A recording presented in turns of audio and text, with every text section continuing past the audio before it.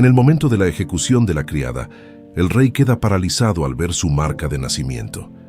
Es la misma marca de su hija que murió al nacer hace 20 años. El amanecer apenas se asomaba por las colinas que rodeaban la humilde aldea de Villaroble, cuando los golpes en la puerta despertaron a Amara, aún adormilada. La joven de 18 años se incorporó de su jergón, sus ojos oscuros intentando acostumbrarse a la penumbra, mientras los gritos se intensificaban en el exterior. «Abran en nombre del rey. Tenemos órdenes de cobrar las deudas pendientes». Amara corrió descalza por el suelo de tierra apisonada hasta la habitación principal, donde sus padres adoptivos, Mateo y Elena, ya estaban de pie, con rostros pálidos como la cera de las velas que apenas iluminaban la estancia. «¿Qué deudas?», susurró Amara, confundida. «Nunca hemos debido nada a nadie, Mateo». Un hombre de manos callosas y corazón generoso negó con la cabeza mientras sus ojos se llenaban de lágrimas. Elena la abrazó con fuerza. «Hija, no sabemos qué está pasando. Ayer llegó un pergamino sellado con el emblema real. Dice que debemos 3 años de impuestos que nunca supimos que existían». Los golpes se intensificaron y la madera de la puerta comenzó a astillarse. «Si no abren, derribaremos la puerta y será peor para todos», amenazó una voz autoritaria. Cuando finalmente abrieron, 4 guardias con el escudo de Castelverde en sus capas irrumpieron en la pequeña cabaña. Le seguía un hombrecillo de nariz afilada y ropas finas, que desenrolló un pergamino con ademanes exagerados. «Por decreto de Su Majestad el Rey Ignacio, se ordena el embargo de todas las propiedades de la familia Vega por deudas acumuladas de 500 monedas de oro», leyó con voz estridente. «Como no poseen bienes suficientes para saldar dicha deuda, el Tribunal Real ha dictaminado que su hija, Amara Vega, pasará a servicio de la corona en el Castillo Real como compensación». «Eso es imposible», exclamó Mateo, interponiéndose entre los guardias y su hija. «Somos campesinos honrados. Nunca hemos debido nada. Debe haber un error». El funcionario real arrugó la nariz con desdén. «¿Está acusando a la Corte Real de error? Eso podría considerarse traición», dijo con una sonrisa maliciosa. «La muchacha vendrá con nosotros ahora. Tienen 10 minutos para despedirse antes de que sean expulsados de esta propiedad, que ahora pertenece a la corona». Amara sintió que el mundo se derrumbaba a su alrededor. En cuestión de minutos, su vida entera había sido arrancada de raíz como un árbol en medio de una tormenta. Elena la abrazó con fuerza, colocando en su mano un pequeño medallón de plata, el único objeto de valor que poseían. «Guárdalo bien escondido, mi niña», susurró entre lágrimas. «Era de tu madre verdadera. Es lo único que traías contigo cuando te encontramos». Amara parpadeó confundida. Sabía que era adoptada, pero sus padres rara vez mencionaban su origen. No era el momento para preguntas. Sin embargo, los guardias ya la esperaban en la puerta, impacientes. «¿Volveré a verlo?», preguntó con un hilo de voz. Mateo negó con la cabeza, incapaz de mentirle. «Buscaremos trabajo en otra aldea, quizás al sur. Si algún día te liberas del servicio, pregunta por nosotros en Villasur». No hubo tiempo para más. Con apenas lo que llevaba puesto y el medallón escondido entre los pliegues de su vestido, Amara fue escoltada fuera de la única casa que había conocido.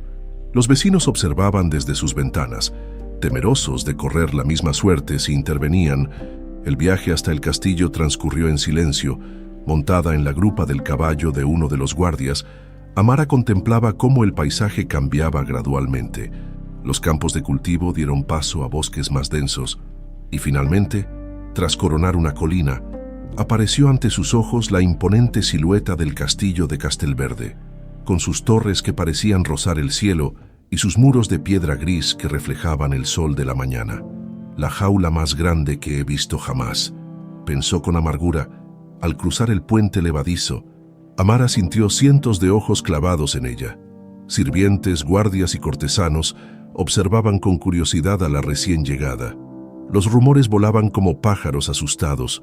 Una plebeya más para servir en las cocinas, seguramente una mujer corpulenta con un manojo de llaves colgado del cinturón, la recibió en el patio interior. «Soy doña Gertrudis, el ama de llaves», se presentó con voz severa. «Desde ahora trabajarás en las cocinas de palacio. Las reglas son simples. Obedeces sin rechistar, no miras a los nobles a los ojos y nunca, jamás, te aventuras por el castillo sin permiso, ¿entendido? Amara asintió, aunque una chispa de rebeldía brillaba en sus ojos oscuros. Las cocinas eran un hervidero de actividad. Decenas de sirvientes corrían de un lado a otro, preparando los alimentos para la familia real y la corte. El calor de los hornos era sofocante y el aire olía a especias, carne asada y sudor. «Te encargarás de pelar verduras y fregar los cacharros», le indicó Gertrudis, señalando un rincón donde una montaña de zanahorias esperaba ser pelada. «Y date prisa, la cena real se sirve al anochecer». Las horas pasaron como en un sueño. Sus manos, acostumbradas al trabajo duro en el campo, pronto estaban llenas de ampollas por el roce constante del cuchillo. Cuando finalmente terminó con las verduras, la pusieron a fregar enormes ollas de hierro que pesaban casi tanto como ella. Fue en uno de esos momentos, mientras luchaba con una olla particularmente pesada, cuando lo vio por primera vez.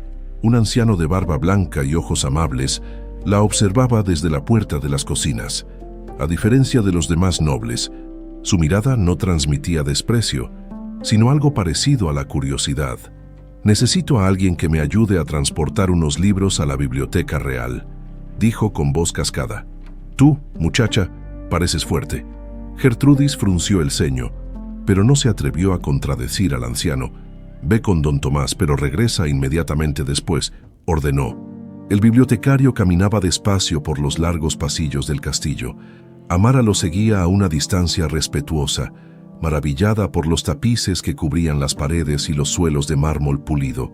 «¿Cómo te llamas, muchacha?», preguntó el anciano sin volverse. «Amara, señor, Amara Vega». El hombre se detuvo tan bruscamente que Amara casi chocó con él. La miró como si acabara de ver un fantasma. «¿Vega de la aldea de Villaroble?». Amara asintió sorprendida. «Interesante», murmuró él, más para sí mismo que para ella. «Muy interesante».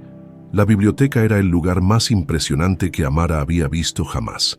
Estanterías que llegaban hasta el techo, repletas de libros y pergaminos de todas las formas y tamaños. El olor a papel viejo y tinta llenaba el aire. «Nunca había visto tantos libros», susurró con asombro. Tomás la miró con interés renovado. «¿Sabes leer, Amara?». Ella negó con la cabeza, avergonzada. «Mis padres eran campesinos. Nunca tuve la oportunidad de aprender». Una sonrisa enigmática se dibujó en el rostro del anciano.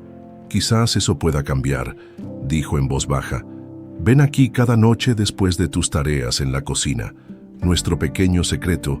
Mientras regresaba a las cocinas, Amara no notó la figura que la observaba desde uno de los balcones. La reina Milagros, una mujer de belleza fría y calculadora, seguía sus movimientos con ojos entrecerrados. «¿Es ella?», preguntó a la dama que la acompañaba. «Sí, Majestad, la hija adoptiva de los Vega, tal como ordenasteis». Una sonrisa cruel curvó los labios de la reina. «Perfecto. Mantén los ojos bien abiertos. No quiero sorpresas después de todo este tiempo». En las sombras del majestuoso castillo, los hilos invisibles del destino comenzaban a tejer su intrincada red alrededor de Amara, una simple sirvienta que desconocía el papel crucial que estaba a punto de desempeñar en el futuro del reino. 3 semanas habían pasado desde la llegada de Amara al castillo. Sus manos, antes suaves, ahora estaban curtidas por el trabajo constante en las cocinas. Cada noche, cuando el castillo se sumía en la penumbra y los nobles se retiraban a sus aposentos, ella esperaba a que sus compañeras de habitación se durmieran para escabullirse silenciosamente hacia la biblioteca. Don Tomás siempre la esperaba con una vela encendida y una sonrisa cálida. Bajo su tutela, Amara aprendía con una rapidez que asombraba al anciano bibliotecario. «Jamás había visto a nadie captar las letras con tal velocidad», comentó una noche, mientras Amara trazaba con dedos temblorosos las palabras en un viejo libro de fábulas. «Es como si ya supieras leer y solo estuvieras recordando. Mi padre, Mateo, solía contar historias al anochecer», respondió ella con nostalgia. «Quizás por eso las palabras me resultan familiares». Aquella noche, mientras practicaba su lectura en un rincón apartado, Amara descubrió un libro diferente a los demás. Era un tomo delgado y polvoriento, escondido entre dos volúmenes más gruesos. Al abrirlo se dio cuenta de que no era un libro, sino un conjunto de planos antiguos del castillo.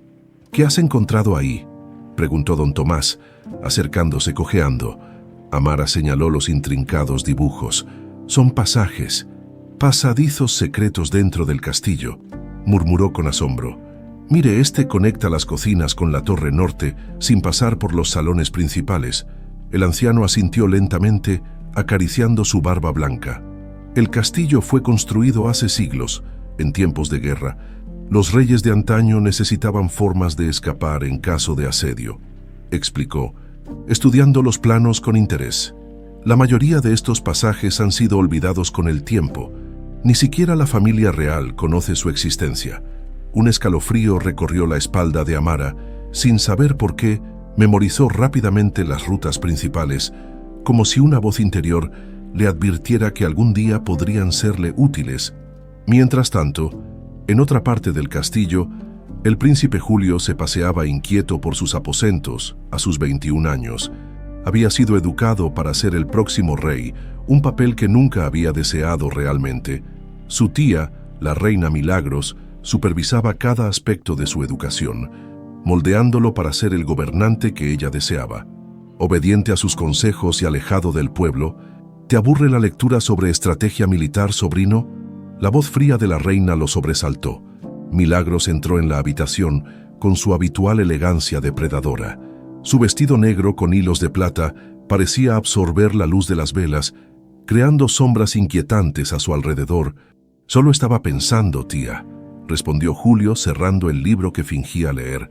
«El rey no parece inquieto últimamente». La reina hizo un gesto despectivo con la mano. «Los plebeyos siempre están inquietos, es su naturaleza, como la de los perros callejeros que nunca tienen suficiente. No debes preocuparte por esos asuntos. Para eso estamos tu tío y yo». Julio asintió, ocultando sus verdaderos pensamientos. Había escuchado rumores entre los guardias sobre familias campesinas arruinadas repentinamente por deudas inexplicables. La misma historia, una y otra vez, demasiada coincidencia para su gusto. «Me gustaría visitar el pueblo algún día», dijo, como quien no quiere la cosa, «conocer a la gente que algún día gobernaré». La sonrisa de Milagros se tensó visiblemente. «Cuando seas rey, tendrás tiempo para esas tonterías. Si así lo deseas, por ahora, concéntrate en tus estudios. El reino necesita un gobernante fuerte, no uno que se preocupe por las quejas de cada campesino hambriento». Cuando la reina se marchó, Julio se acercó a la ventana.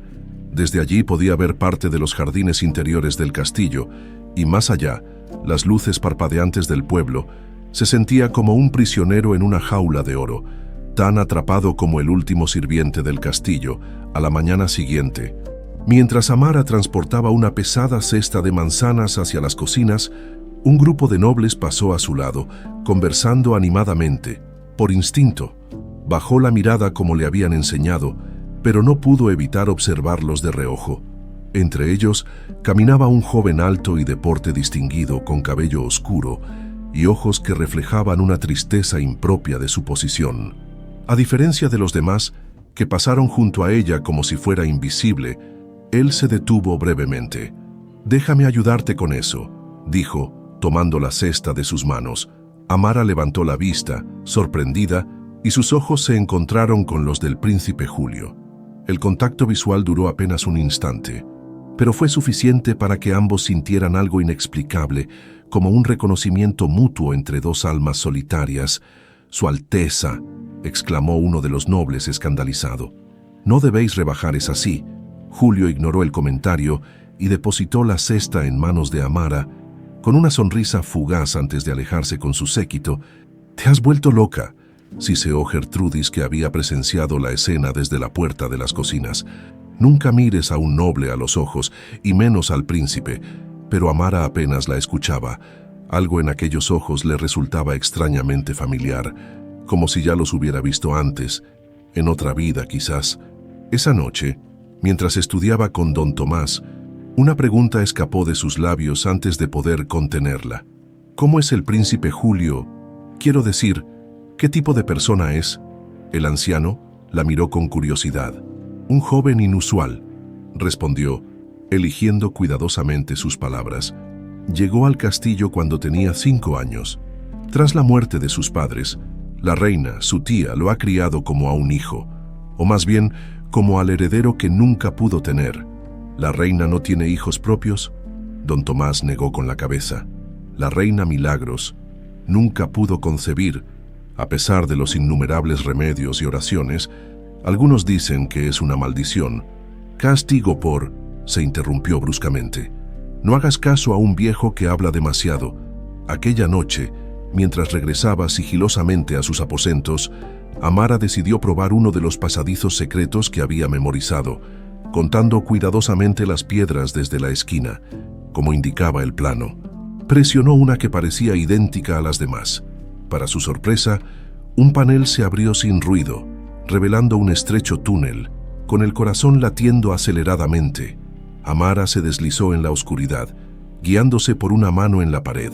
Tras varios giros, el pasadizo desembocó en un pequeño jardín interior. Oculto entre 2 torres y rodeado de altos setos, la luna iluminaba un banco de piedra junto a una fuente silenciosa. El lugar parecía abandonado, como si nadie lo hubiera visitado en años. Era perfecto para practicar su lectura sin temor a ser descubierta. Lo que Amara no sabía era que alguien más conocía aquel jardín secreto. Desde una ventana alta, el príncipe Julio observaba fascinado a la joven sirvienta que había aparecido como por arte de magia en su refugio personal.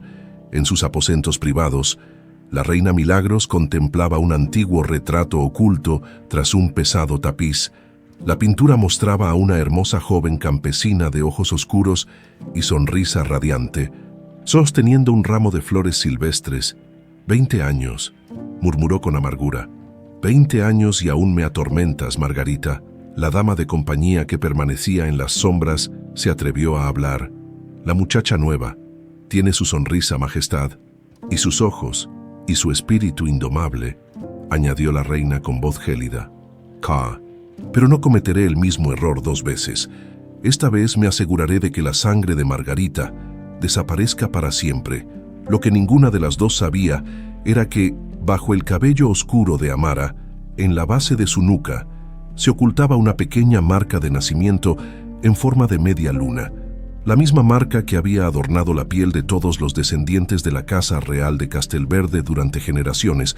El jardín escondido se convirtió rápidamente en el refugio secreto de Amara.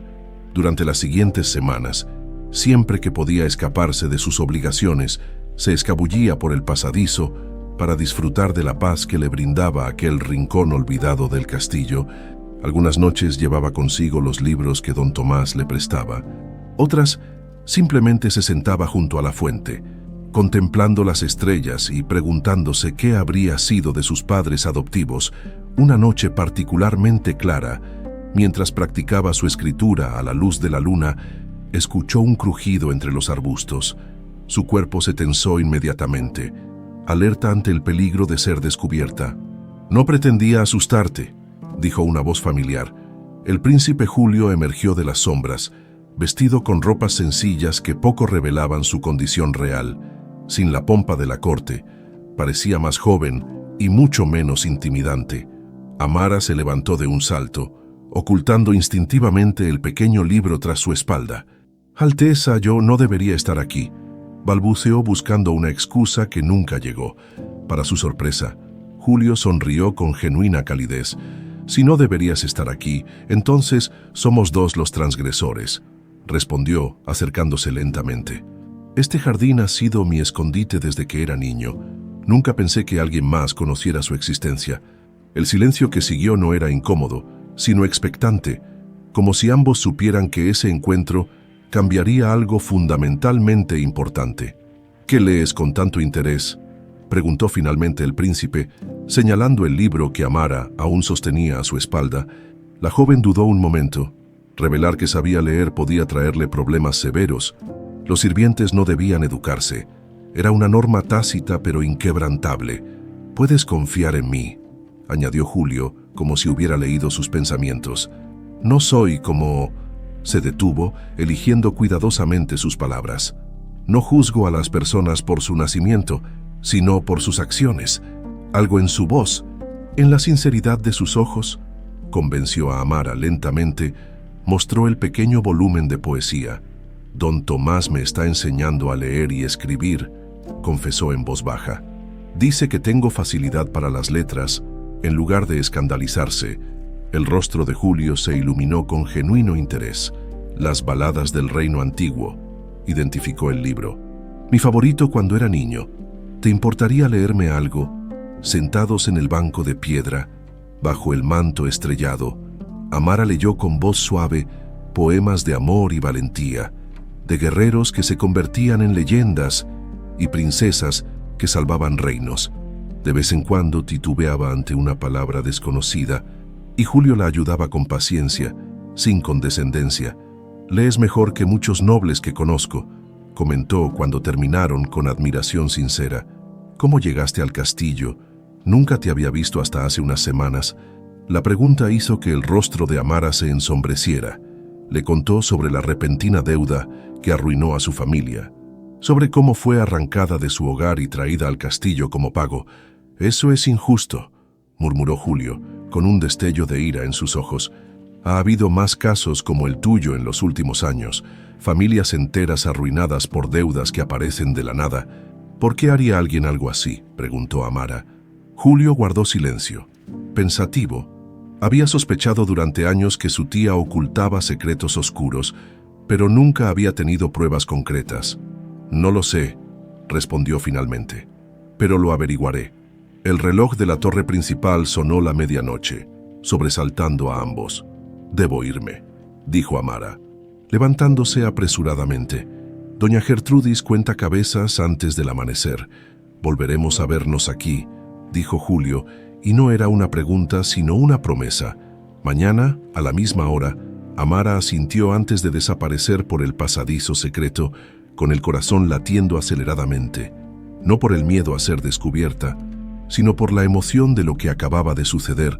Lo que ninguno de los dos sabía era que sus palabras habían llegado a otros oídos. Don Baltasar, el anciano consejero del rey, había seguido a Julio hasta el jardín, preocupado por los frecuentes paseos nocturnos del príncipe, oculto tras un seto. Había presenciado todo el encuentro con una mezcla de asombro y temor. No era la amistad naciente entre un príncipe y una sirvienta lo que le preocupaba. Era el rostro de Amara, iluminado por la luz de la luna, tan dolorosamente similar al de Margarita que casi le robó el aliento. «Es ella», pensó con certeza, «la hija de Margarita y el rey Ignacio, la niña que salvé aquella noche tormentosa». El viejo consejero se alejó sigilosamente, con el peso de un secreto de 20 años oprimiéndole el pecho. Si sus sospechas eran ciertas, el regreso de Amara al castillo no era coincidencia, sino el preludio de una tormenta que amenazaba con arrasar todo lo que la reina Milagros había construido con su red de mentiras. Mientras tanto, en los salones principales del castillo, un emisario del vecino ducado de Monteferro era recibido por la reina. La tensión entre ambos reinos había crecido en los últimos meses, alimentada por disputas fronterizas y rumores de traición. «Su excelencia estará complacido con vuestra propuesta».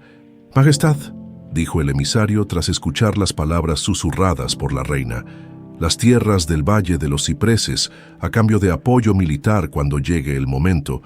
Asegúrate de que entienda que debe ser paciente», respondió Milagros con frialdad. «El momento preciso llegará pronto, pero debemos actuar con cautela. Mi esposo aún tiene partidarios leales». «¿Y el príncipe?», se atrevió a preguntar el emisario. Una sonrisa calculadora se dibujó en los labios de la reina. «Mi sobrino hará lo que se le diga, como siempre ha hecho. Es un cachorro obediente». Pero la reina se equivocaba. El cachorro obediente estaba despertando, y sus ojos comenzaban a ver con claridad las manipulaciones que lo habían rodeado toda su vida. A la noche siguiente, y la siguiente, y durante muchas más, Julio y Amara continuaron encontrándose en el jardín secreto. Lo que comenzó como curiosidad mutua, pronto floreció en una amistad profunda.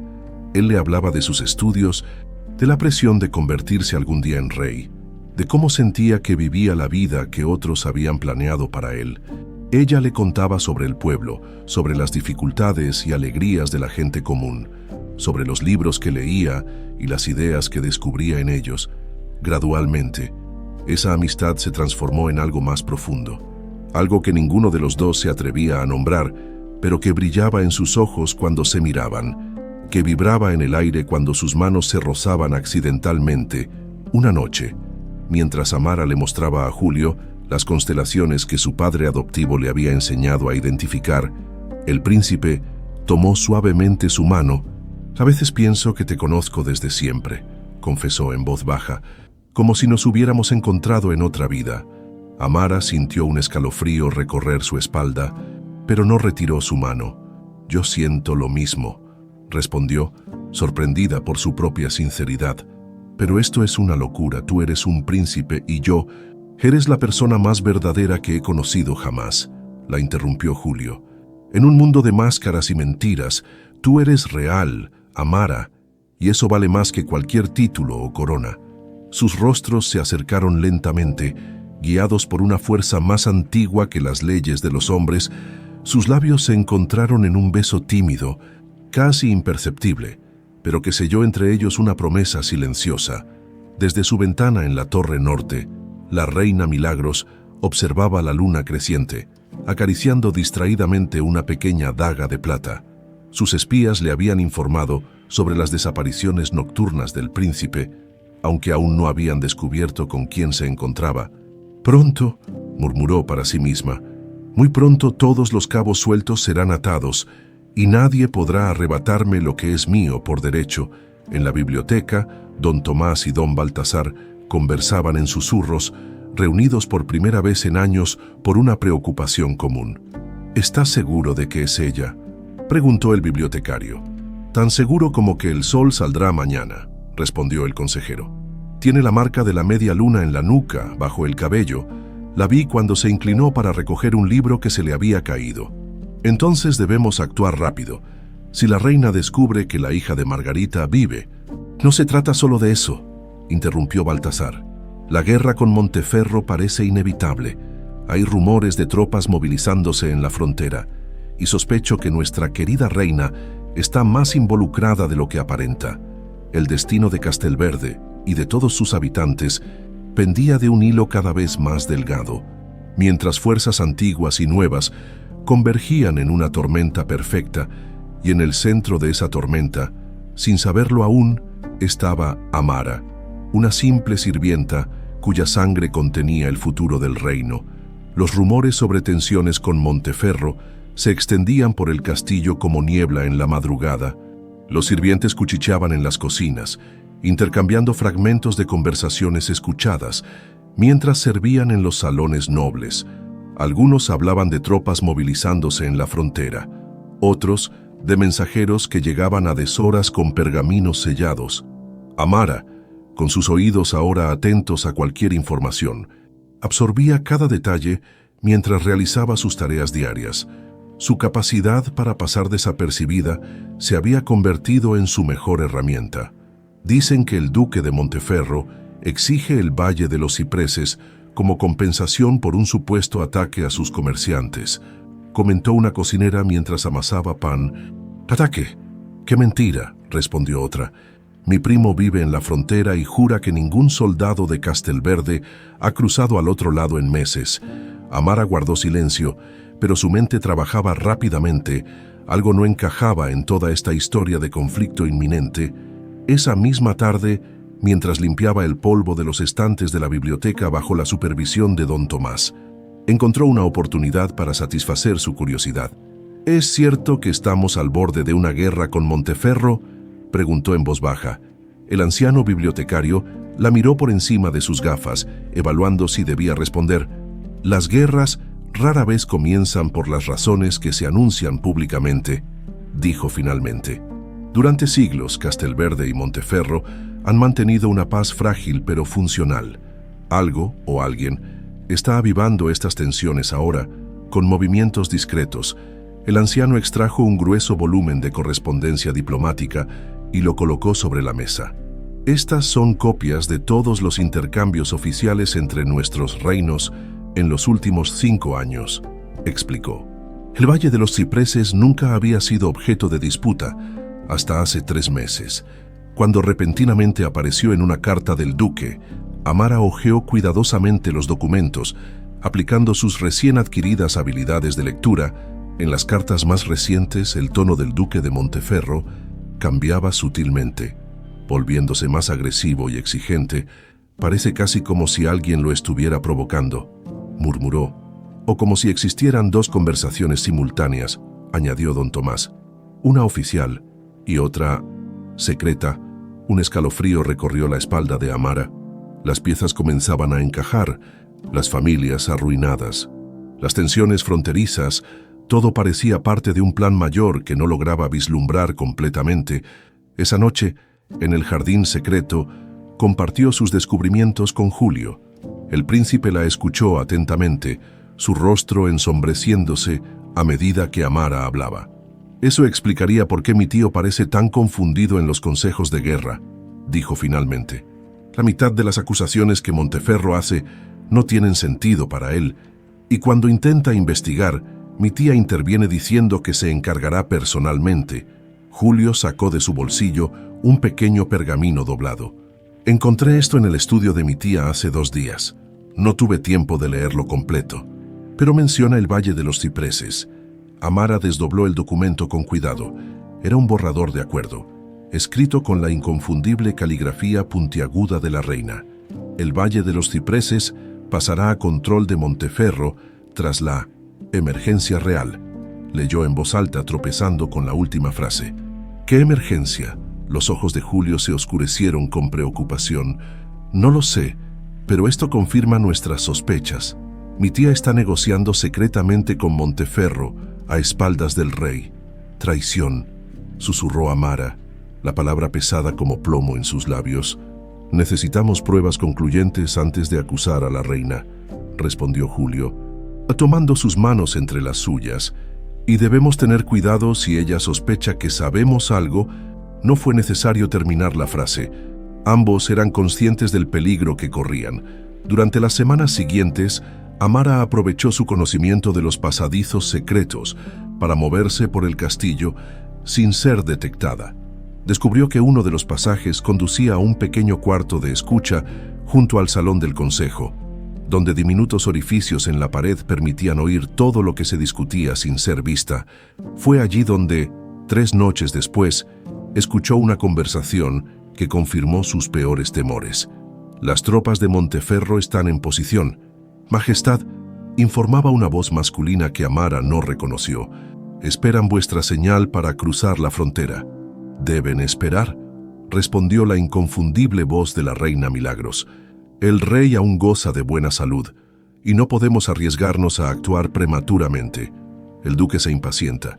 Dice que si no cumplís vuestra parte del trato pronto, revelará vuestros planes al rey Ignacio. Una risa fría llenó la habitación. El duque debería cuidar su lengua si valora su cabeza. Recuérdale quién orquestó la muerte de su predecesor para colocarlo en el poder. El silencio que siguió fue más elocuente que cualquier respuesta. El veneno está listo, continuó la reina tras una pausa. Solo necesitamos el momento adecuado, una dosis pequeña cada día en su vino, indetectable pero mortal a largo plazo. Para cuando Monteferro cruce nuestras fronteras, el rey estará demasiado débil para comandar las tropas. Julio asumirá nominalmente el mando, pero seguirá mis consejos como siempre ha hecho. Y si el príncipe se rebela, últimamente parece distante. La voz de la reina adquirió un tono peligroso. Mi sobrino hará lo que se le ordene, o descubrirá cuán frágil es su posición. No olvidemos que su derecho al trono depende enteramente de mi palabra. Amara contuvo la respiración, su corazón martilleando contra su pecho. Tenía que advertir a Julio, al rey, a alguien. Tan absorta estaba en la conversación que no notó el crujido de la madera podrida bajo sus pies. Con un chasquido alarmante, una tabla cedió, provocando un ruido sordo que resonó en el silencio. ¿Qué ha sido eso?, exclamó la voz masculina. Alguien nos escucha, siseó la reina. Guardias, registrad los pasadizos. Amara no esperó más. Corrió por el estrecho túnel tan rápido como pudo. guiándose apenas por el tenue resplandor de las antorchas que se filtraba a través de las grietas en las paredes. Detrás de ella, escuchaba ya el estruendo de botas y el tintineo de armaduras. Llegó a una bifurcación y dudó un instante. A la izquierda, el camino llevaba a las cocinas, a la derecha, al jardín secreto. Si iba a las cocinas, podría mezclarse con los demás sirvientes, pero dejaría un rastro evidente hacia las áreas de servicio. Si iba al jardín, estaría atrapada, pero nadie asociaría el pasadizo con ella específicamente. Giró a la derecha, rogando que Julio no estuviera allí esa noche. Emergió en el jardín, la respiración agitada y el rostro perlado de sudor frío.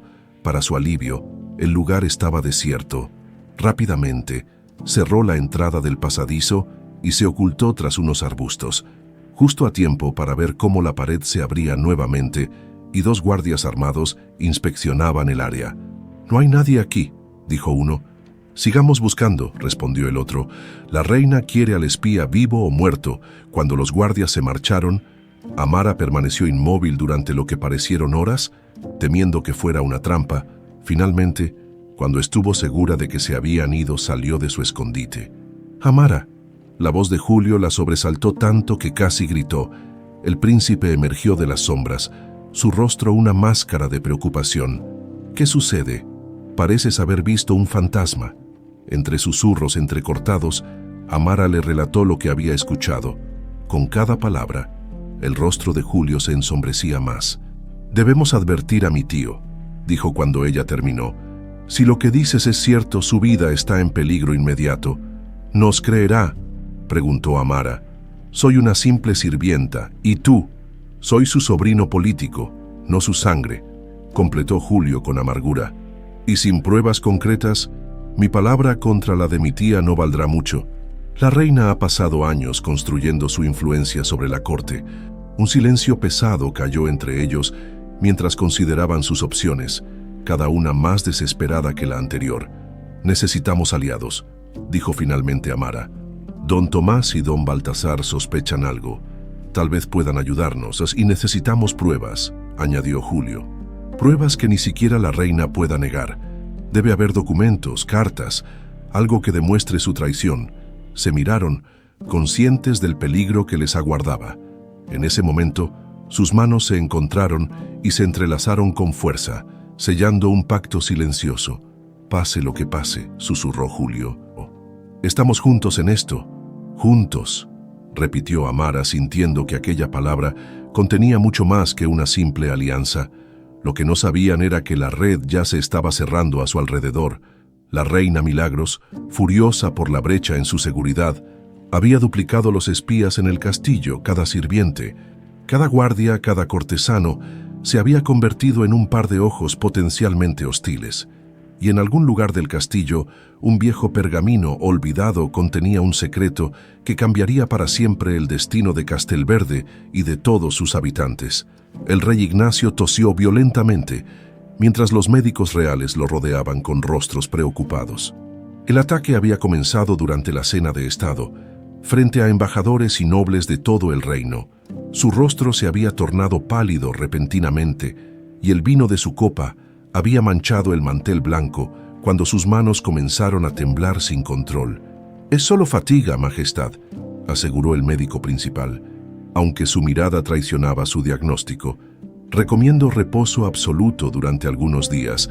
La reina Milagros, de pie junto al lecho real, mostraba una preocupación perfectamente ensayada.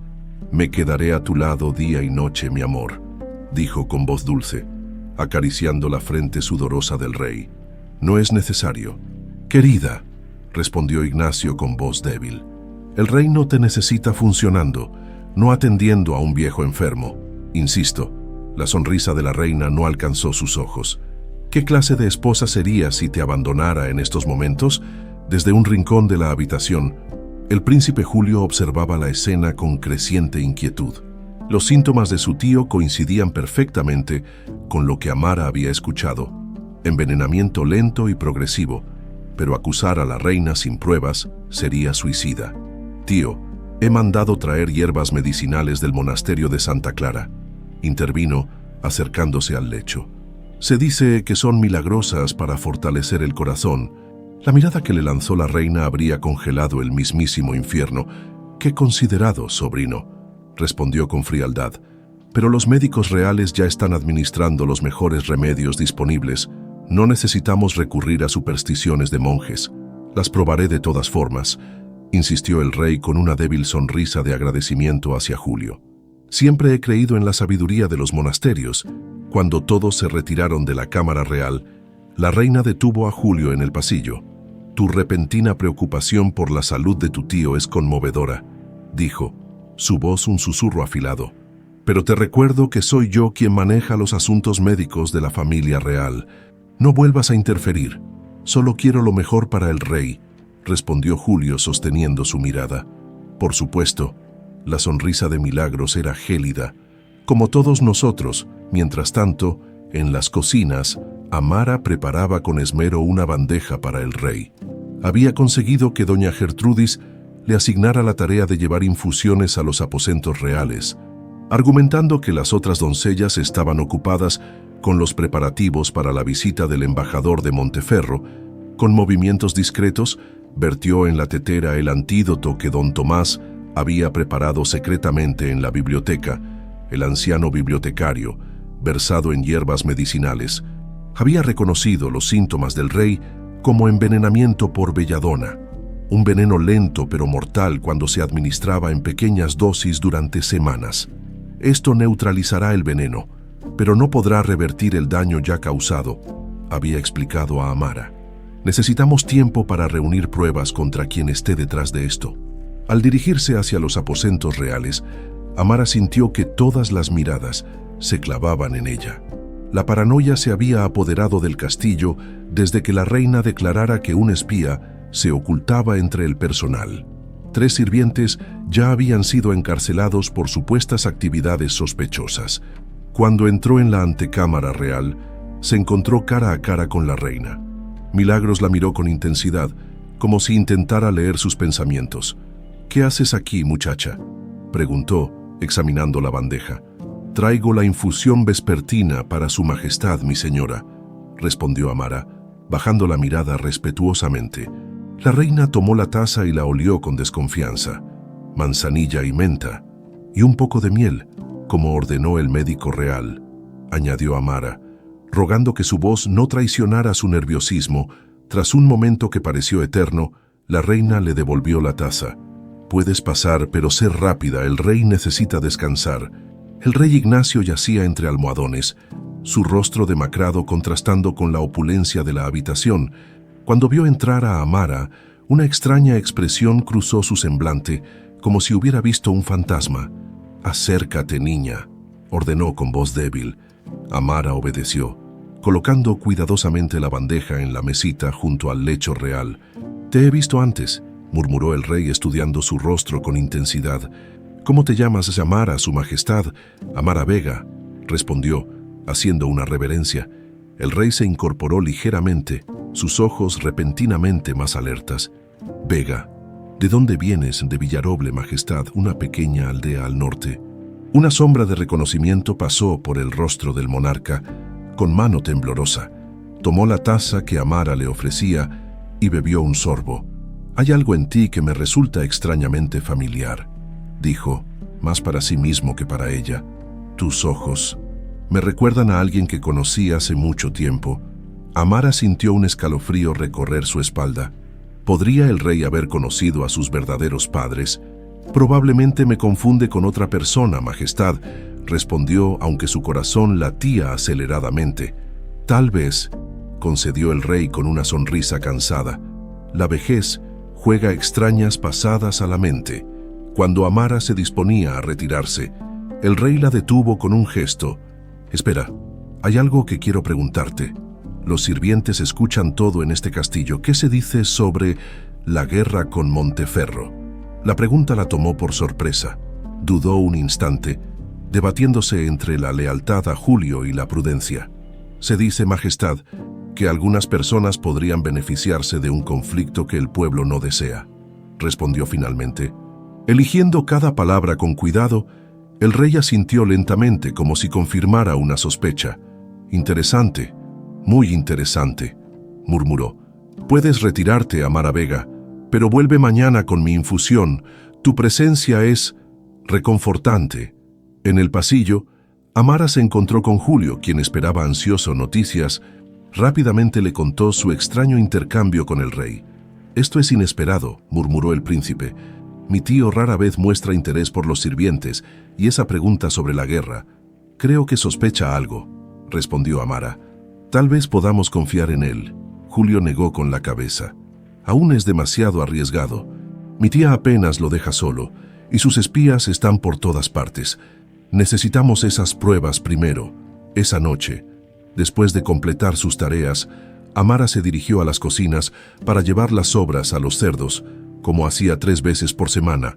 Era una tarea que nadie envidiaba, pero que le proporcionaba la excusa perfecta para moverse por los patios traseros del castillo sin levantar sospechas. Mientras vaciaba los cubos en el chiquero, notó una figura que se deslizaba furtivamente hacia la poterna trasera. Reconoció inmediatamente la capa oscura bordada con hilos de plata, la dama de compañía favorita de la reina. Dejando los cubos, Amara siguió a la mujer a una distancia prudente. La vio encontrarse con un hombre encapuchado que esperaba junto al muro exterior. Intercambiaron rápidamente unos pergaminos y luego la dama regresó apresuradamente hacia el castillo. Amara apenas tuvo tiempo de ocultarse tras unos barriles. Cuando la dama pasó junto a ella, un pequeño objeto cayó de entre los pliegues de su capa sin que lo notara, esperando a que se alejara. Amara recogió lo que resultó ser un sello de cera roto, con el emblema del ducado de Monteferro. Con el corazón latiendo aceleradamente, regresó a sus aposentos, donde escondió el sello bajo una tabla suelta del suelo. No era una prueba concluyente, pero sí un indicio de las comunicaciones secretas de la reina. Al día siguiente, mientras servía en el gran salón durante el desayuno, Amara notó algo inusual. El rey Ignacio, quien había insistido en bajar a pesar de su debilidad, observaba a la reina con una mezcla de tristeza y recelo. Era la mirada de alguien que comienza a ver la verdad tras años de ceguera voluntaria. Durante un momento en que la reina estaba distraída con un cortesano, el rey hizo un gesto sutil a don Baltasar. El viejo consejero se inclinó para escuchar las palabras susurradas del monarca y luego asintió gravemente antes de retirarse del salón.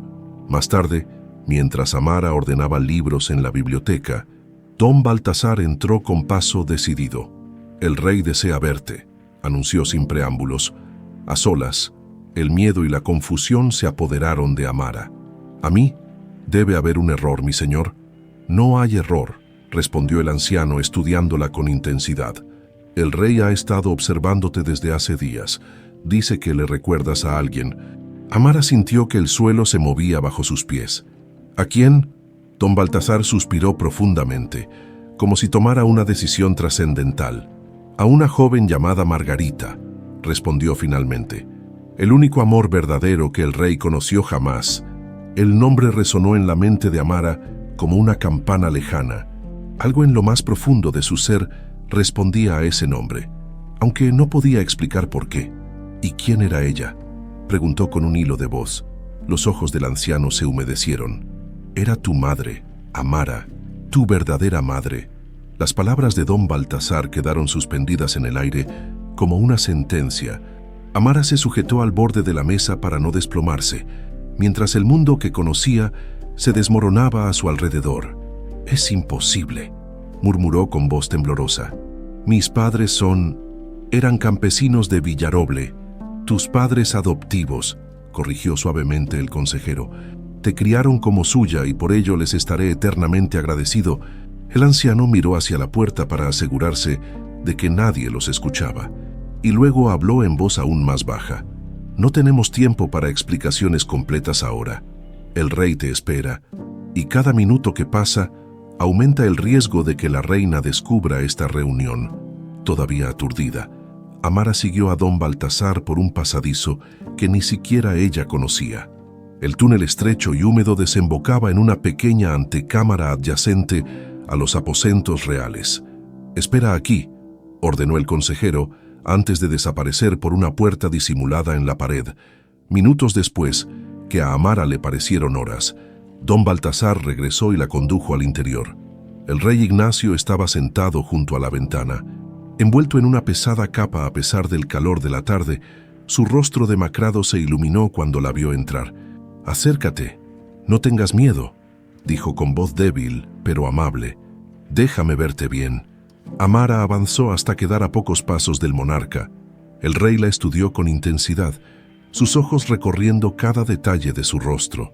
«Es extraordinario», murmuró volviéndose hacia don Baltasar. «Es como verla a ella de nuevo. Los mismos ojos, la misma forma de sostener la cabeza». «Majestad», se atrevió a preguntar Amara, confundida. El rey suspiró profundamente. «Imagino que don Baltasar ya te ha revelado parte de la verdad. Margarita, tu madre, no era una simple campesina como todos creen. Era hija de un boticario respetado en su aldea, educada y con una inteligencia poco común». Su voz adquirió un tono nostálgico mientras continuaba. «La conocí durante una visita real a Villaroble. Hace más de 20 años fue como si el tiempo se detuviera. Nunca creí en el amor a primera vista hasta ese momento». Amara escuchaba inmóvil, temiendo que cualquier movimiento rompiera el hechizo de esas revelaciones. «Nos amamos en secreto durante meses. Yo acudía disfrazado a encontrarme con ella en un viejo molino abandonado. Planeábamos huir juntos, abandonarlo todo». El rey sonrió con amargura. «Qué ilusos fuimos». «¿Qué sucedió?», preguntó Amara, aunque una parte de ella temía la respuesta. «Milagros lo descubrió. En aquel entonces, mi matrimonio con ella era reciente, un enlace político sin amor. Cuando supo de Margarita y peor aún de que estaba embarazada, el rey se interrumpió respirando con dificultad y don Baltasar intervino. La reina orquestó un accidente. El molino donde se encontraban fue incendiado una noche. El rey resultó herido, pero sobrevivió. Margarita fue dada por muerta. «Pero no murió», añadió Ignacio con un destello en sus ojos. «No de inmediato.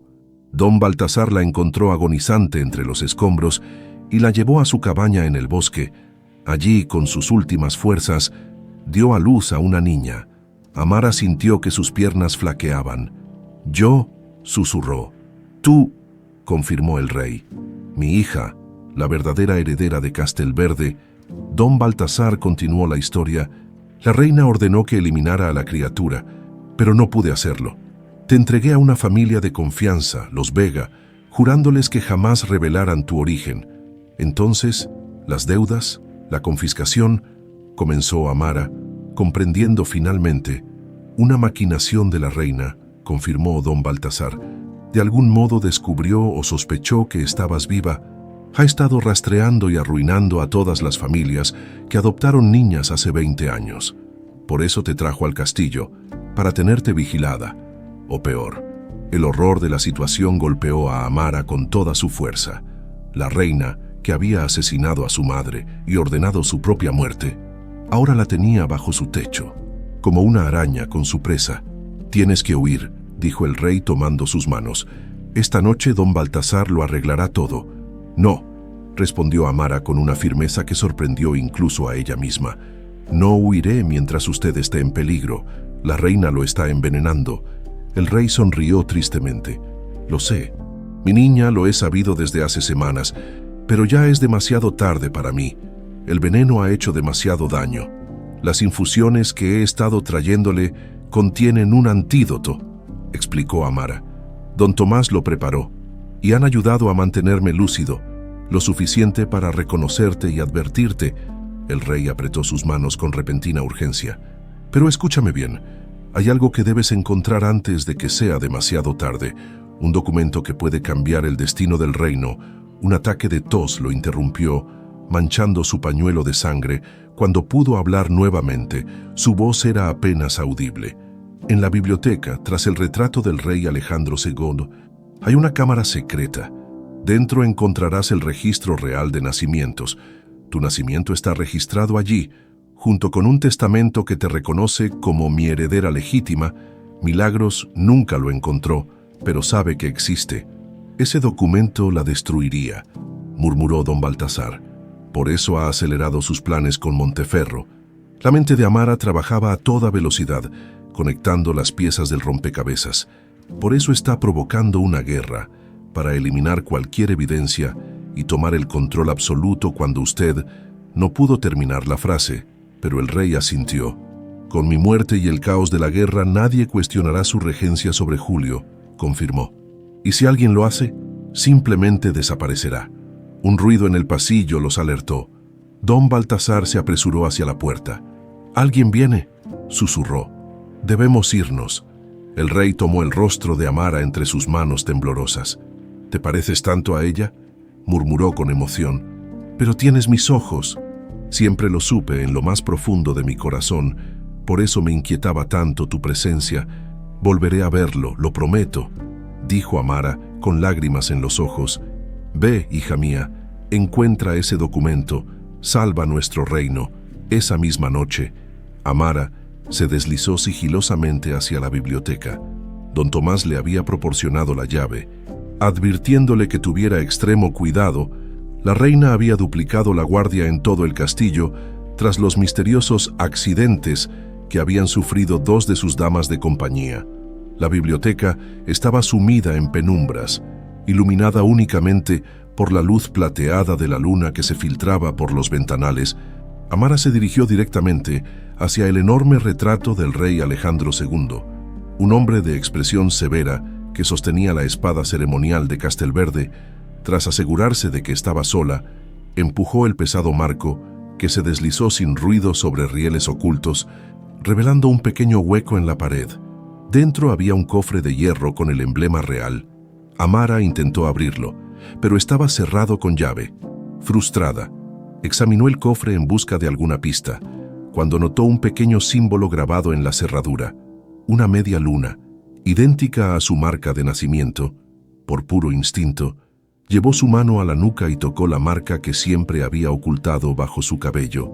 El cofre emitió un débil resplandor azulado, y para su asombro, la cerradura cedió con un suave clic. Dentro encontró varios pergaminos sellados con cera roja, y el emblema real, el primero que abrió, era un registro de nacimiento.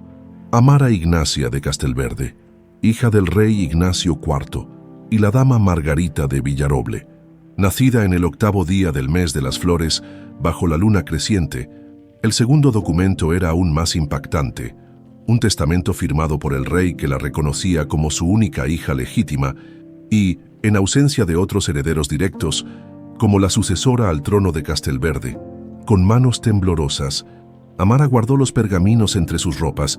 Estaba a punto de cerrar el cofre cuando notó un tercer documento, escondido en un compartimento secreto. Era una carta escrita con la caligrafía de su madre, dirigida al rey.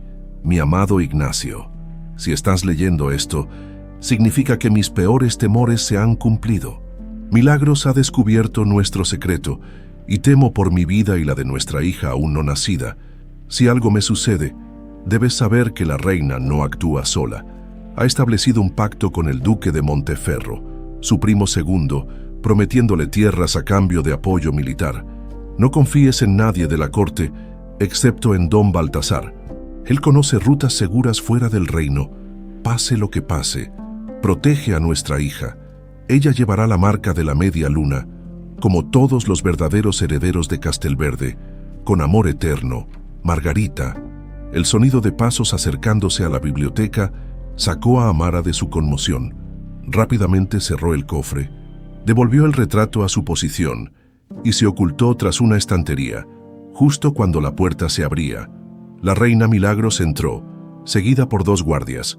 Su rostro, normalmente controlado, mostraba signos de agitación. «Registrad cada rincón», ordenó. «El rey ha estado delirando sobre documentos ocultos. Si encontráis cualquier cofre o pergamino sellado, traédmelo inmediatamente». Amara contuvo la respiración mientras los guardias pasaban a escasos metros de su escondite. Uno de ellos se detuvo frente al retrato del rey Alejandro II y lo examinó con atención. «Este cuadro parece haber sido movido recientemente. Majestad», comentó señalando las marcas en el polvo. La reina se acercó con expresión alerta. «Moved el retrato», ordenó. El guardia obedeció, revelando el hueco en la pared y el cofre dentro. La reina dejó escapar un grito ahogado. «Al fin», Después de todos estos años, con dedos ansiosos intentó abrir el cofre, pero la cerradura no cedió. «Forzadlo», exigió mientras los guardias luchaban con la cerradura. Amara aprovechó la distracción para deslizarse silenciosamente hacia la salida. Cada paso parecía una eternidad, cada crujido del suelo de madera una sentencia de muerte. Cuando finalmente alcanzó el pasillo, echó a correr. Debía encontrar a Julio y a don Baltasar inmediatamente. La evidencia que llevaba consigo no solo probaba su identidad, sino también la traición de la reina. Lo que no sabía era que ya era demasiado tarde. Las tropas de Monteferro habían cruzado la frontera al anochecer. La guerra que tanto habían temido acababa de comenzar. Los pasillos del castillo eran un laberinto de sombras mientras Amara corría con los pergaminos ocultos entre sus ropas. Su corazón martilleaba contra su pecho, no solo por el esfuerzo físico, sino por el peso de las revelaciones que ahora cargaba. Cada esquina representaba un peligro potencial. Cada guardia, un posible enemigo, tras doblar una esquina chocó violentamente contra alguien. Las manos firmes de Julio la sujetaron antes de que cayera. «Amara, te he estado buscando por todas partes», susurró el príncipe con urgencia. «Hay noticias terribles. Monteferro ha cruzado la frontera, lo sé», interrumpió ella, jadeando. «Julio, he descubierto algo que cambia todo». La arrastró hacia un nicho oculto tras un tapiz, donde pudieron hablar sin ser vistos. «Los documentos que prueba la traición de tu tía», explicó Amara, sacando cuidadosamente los pergaminos. «Y esto», le entregó el registro de nacimiento y el testamento. Julio los leyó con expresión incrédula, su rostro palideciendo a medida que asimilaba la verdad. «Eres la hija del rey», murmuró, alzando la vista hacia ella con asombro. «La verdadera heredera de Castelverde. Y tu prima de sangre, si lo piensas bien», añadió ella con una sonrisa triste. «El destino tiene un extraño sentido del humor». La expresión de Julio se ensombreció momentáneamente, pero luego tomó sus manos con firmeza. «Esto no cambia lo que siento por ti», declaró con intensidad. «Si acaso hace que todo tenga sentido, siempre sentí que había algo familiar en ti, como un eco de algo que ya conocía». Se interrumpió bruscamente y señaló el pasillo. Escuchó pasos, muchos pasos. Amara guardó rápidamente los documentos. Julio la tomó de la mano y la guió a través de un estrecho pasadizo oculto tras un panel en la pared. «Este conduce a mis aposentos», explicó mientras avanzaban a tientas en la oscuridad. «Estaremos seguros allí, al menos temporalmente». La habitación del príncipe estaba iluminada por varias velas, creando un ambiente acogedor que contrastaba dramáticamente con el caos que se gestaba en el exterior. Desde la ventana podían verse las antorchas de los guardias patrullando frenéticamente los jardines. «El castillo está en alerta máxima», explicó Julio, cerrando las cortinas. «Mi tía ha convocado al Consejo de Guerra a medianoche. Me temo que usará la invasión de Monteferro como excusa para declarar la ley marcial y para eliminar cualquier amenaza a su poder», añadió Amara sombríamente. «Incluyéndome a mí y a cualquiera que conozca la verdad, don Baltasar y don Tomás están en peligro». Julio se pasó una mano por el rostro con preocupación. «Debemos advertirles». Antes de que pudieran elaborar un plan, un golpe urgente sonó en la puerta. Amara apenas tuvo tiempo de ocultarse tras un biombo cuando un guardia entró apresuradamente. «Su Alteza, la reina solicita vuestra presencia inmediata en la sala del trono», anunció con respiración agitada. «Han capturado a un espía». «¿Un espía?». El rostro de Julio permaneció impasible, aunque Amara pudo ver la tensión en sus hombros. «¿De Monteferro?». «No, Alteza, uno de los nuestros. El viejo bibliotecario, don Tomás, fue sorprendido destruyendo documentos en la biblioteca real». El corazón de Amara se detuvo por un instante. Don Tomás debía haber intentado eliminar cualquier evidencia que pudiera conectarla con los documentos robados. «Iré enseguida», respondió Julio cuando el guardia se retiró. Amara salió de su escondite, con el rostro descompuesto por la preocupación. «Es una trampa», susurró. «La reina sabe que don Tomás me ha estado ayudando. Intentará forzarlo a confesar. No puedo negarme a asistir sin levantar sospechas». Julio tomó su rostro entre sus manos. «Quédate aquí, escondida. Volveré en cuanto pueda». «No», Amara negó con firmeza. «Iré contigo. Hay un pasadizo que lleva directamente a la cámara de escucha, junto a la sala del trono. Podré oír todo sin ser vista». La sala del trono resplandecía con la luz de cientos de velas. La corte completa había sido convocada para presenciar el interrogatorio. La reina Milagros ocupaba el trono, una posición que normalmente correspondía al rey, mientras que el asiento de Ignacio permanecía vacío. Un recordatorio silencioso de su debilitada condición. Don Tomás estaba de rodillas frente al trono, con las manos atadas a la espalda. A pesar de su edad y la situación, su rostro mostraba una dignidad inquebrantable. «Tomás de Altamirano», comenzó la reina con voz gélida, «se os acusa de traición contra la corona. Testigos os vieron destruyendo registros reales y transmitiendo información confidencial a agentes de Monteferro». Un murmullo recorrió la sala. Julio, desde su posición privilegiada, observaba la escena con creciente inquietud. Podía sentir la presencia de Amara en la cámara oculta y rezaba para que permaneciera a salvo. «Niego categóricamente esas acusaciones, Majestad», respondió don Tomás con voz clara y firme, a pesar de su edad. «He servido fielmente a la corona de Castelverde durante 50 años». La reina hizo un gesto despectivo. «Las evidencias son irrefutables. Se encontraron cartas cifradas en vuestros aposentos», señaló unos pergaminos sobre una mesa cercana. «Cartas que revelan vuestra participación en una conspiración para derrocar al rey. Esos documentos son falsos», intervino una voz desde el fondo de la sala. Todas las miradas se volvieron hacia don Baltasar, quien avanzaba con paso decidido a pesar de su edad. «Como consejero real exijo ver esas supuestas pruebas», continuó. Situándose junto a don Tomás, la reina entrecerró los ojos, visiblemente contrariada por esta intervención. «Vuestro cargo no os da derecho a cuestionar las evidencias presentadas ante la corte, Baltasar», respondió con frialdad. «De hecho, vuestra cercanía con el acusado levanta serias dudas sobre vuestra propia lealtad». Don Baltasar sonrió con amargura. «Mi lealtad siempre ha sido hacia Castelverde y su legítimo gobernante, a diferencia de otros», miró directamente a la reina. «¿Por qué no hablamos del verdadero motivo de este teatro, Majestad? No es la traición de Tomás lo que os preocupa, sino lo que él sabe». Un silencio sepulcral cayó sobre la sala.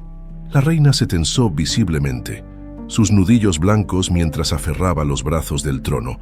«Guardias», exclamó finalmente, «arrestad también a don Baltasar por insubordinación y complicidad».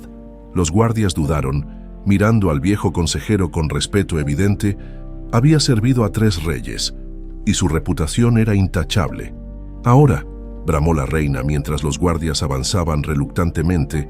Julio dio un paso al frente. «Un momento». Su voz, aunque moderada, contenía una autoridad que sorprendió a muchos, incluida su tía.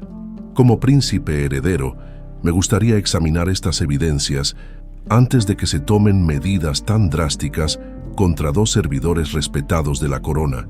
La expresión de la reina habría congelado el mismo infierno. «Esta no es una solicitud que podáis hacer, sobrino», respondió. «En ausencia del rey, yo presido este tribunal». «Precisamente», intervino nuevamente don Baltasar, «¿dónde está el rey?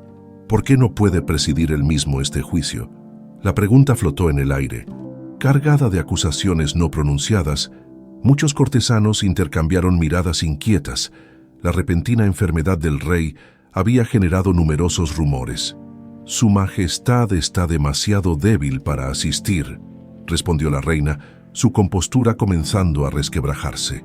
«Como bien sabéis, débil o envenenado». Las palabras de don Baltasar cayeron como un rayo en la sala. El caos estalló inmediatamente. Nobles y consejeros hablaban todos a la vez, algunos exigiendo explicaciones, otros defendiendo a la reina. Julio aprovechó la confusión para acercarse a los documentos y examinarlos rápidamente. «Silencio», la voz de la reina cortó el tumulto. «Estas acusaciones son absurdas y muestran claramente que la conspiración es más amplia de lo que pensábamos. Guardias, arrestad a estos traidores». Esta vez, los guardias obedecieron sin dudar, sujetando firmemente a don Baltasar y don Tomás. «Y registrad sus aposentos», añadió la reina. «Debemos encontrar a todos sus cómplices desde su escondite». Amara observaba la escena con horror. Sabía que se refería a ella. En cualquier momento, los guardias irrumpirían en la biblioteca o en las habitaciones del príncipe, donde había dejado una bolsa con algunas de sus pertenencias. Debía actuar rápidamente. ¿Pero cómo? Salir ahora significaría una captura segura. Permanecer oculta solo retrasaría lo inevitable. La decisión se tomó por ella cuando un guardia entró precipitadamente en la sala. «Majestad, hemos encontrado esto en los aposentos del príncipe», anunció mostrando la bolsa de Amara y algunos libros que don Tomás le había prestado. Pertenecen a una sirvienta llamada Amara Vega.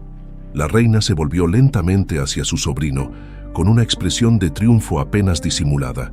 «Una sirvienta en vuestros aposentos privados, sobrino. ¡Qué interesante!». Su voz destilaba veneno. «¿Algo que desees explicar a la corte?». Antes de que Julio pudiera responder, las puertas de la sala se abrieron de par en par. 2 guardias entraron sosteniendo a un rey Ignacio, visiblemente debilitado, pero con una determinación férrea en los ojos. «Mi esposa tendrá que esperar para sus explicaciones», declaró el rey, avanzando lentamente hacia el trono, «porque yo también tengo curiosidad por saber por qué estás ocupando mi lugar». «Milagros». La sorpresa en el rostro de la reina fue genuina. No esperaba que el rey tuviera fuerzas para abandonar su lecho, mucho menos para desafiarla públicamente. «Ignacio, deberías estar descansando», respondió, intentando recuperar el control. «Tu salud es demasiado frágil para presenciar cómo acusas falsamente a mis más leales servidores», interrumpió el rey. «O para descubrir que has estado envenenándome lentamente durante semanas». El silencio que siguió fue absoluto. Ni siquiera se oía la respiración de los presentes. «Guardias», ordenó el rey con voz débil pero autoritaria. «Arrestada la reina por traición y intento de regicidio». Nadie se movió. La reina se levantó lentamente del trono, su rostro una máscara de calma estudiada. «¿Veis? Ni siquiera vuestros propios guardias creen en tan ridículas acusaciones», dijo con desdén. «El veneno claramente ha afectado vuestra mente, mi señor».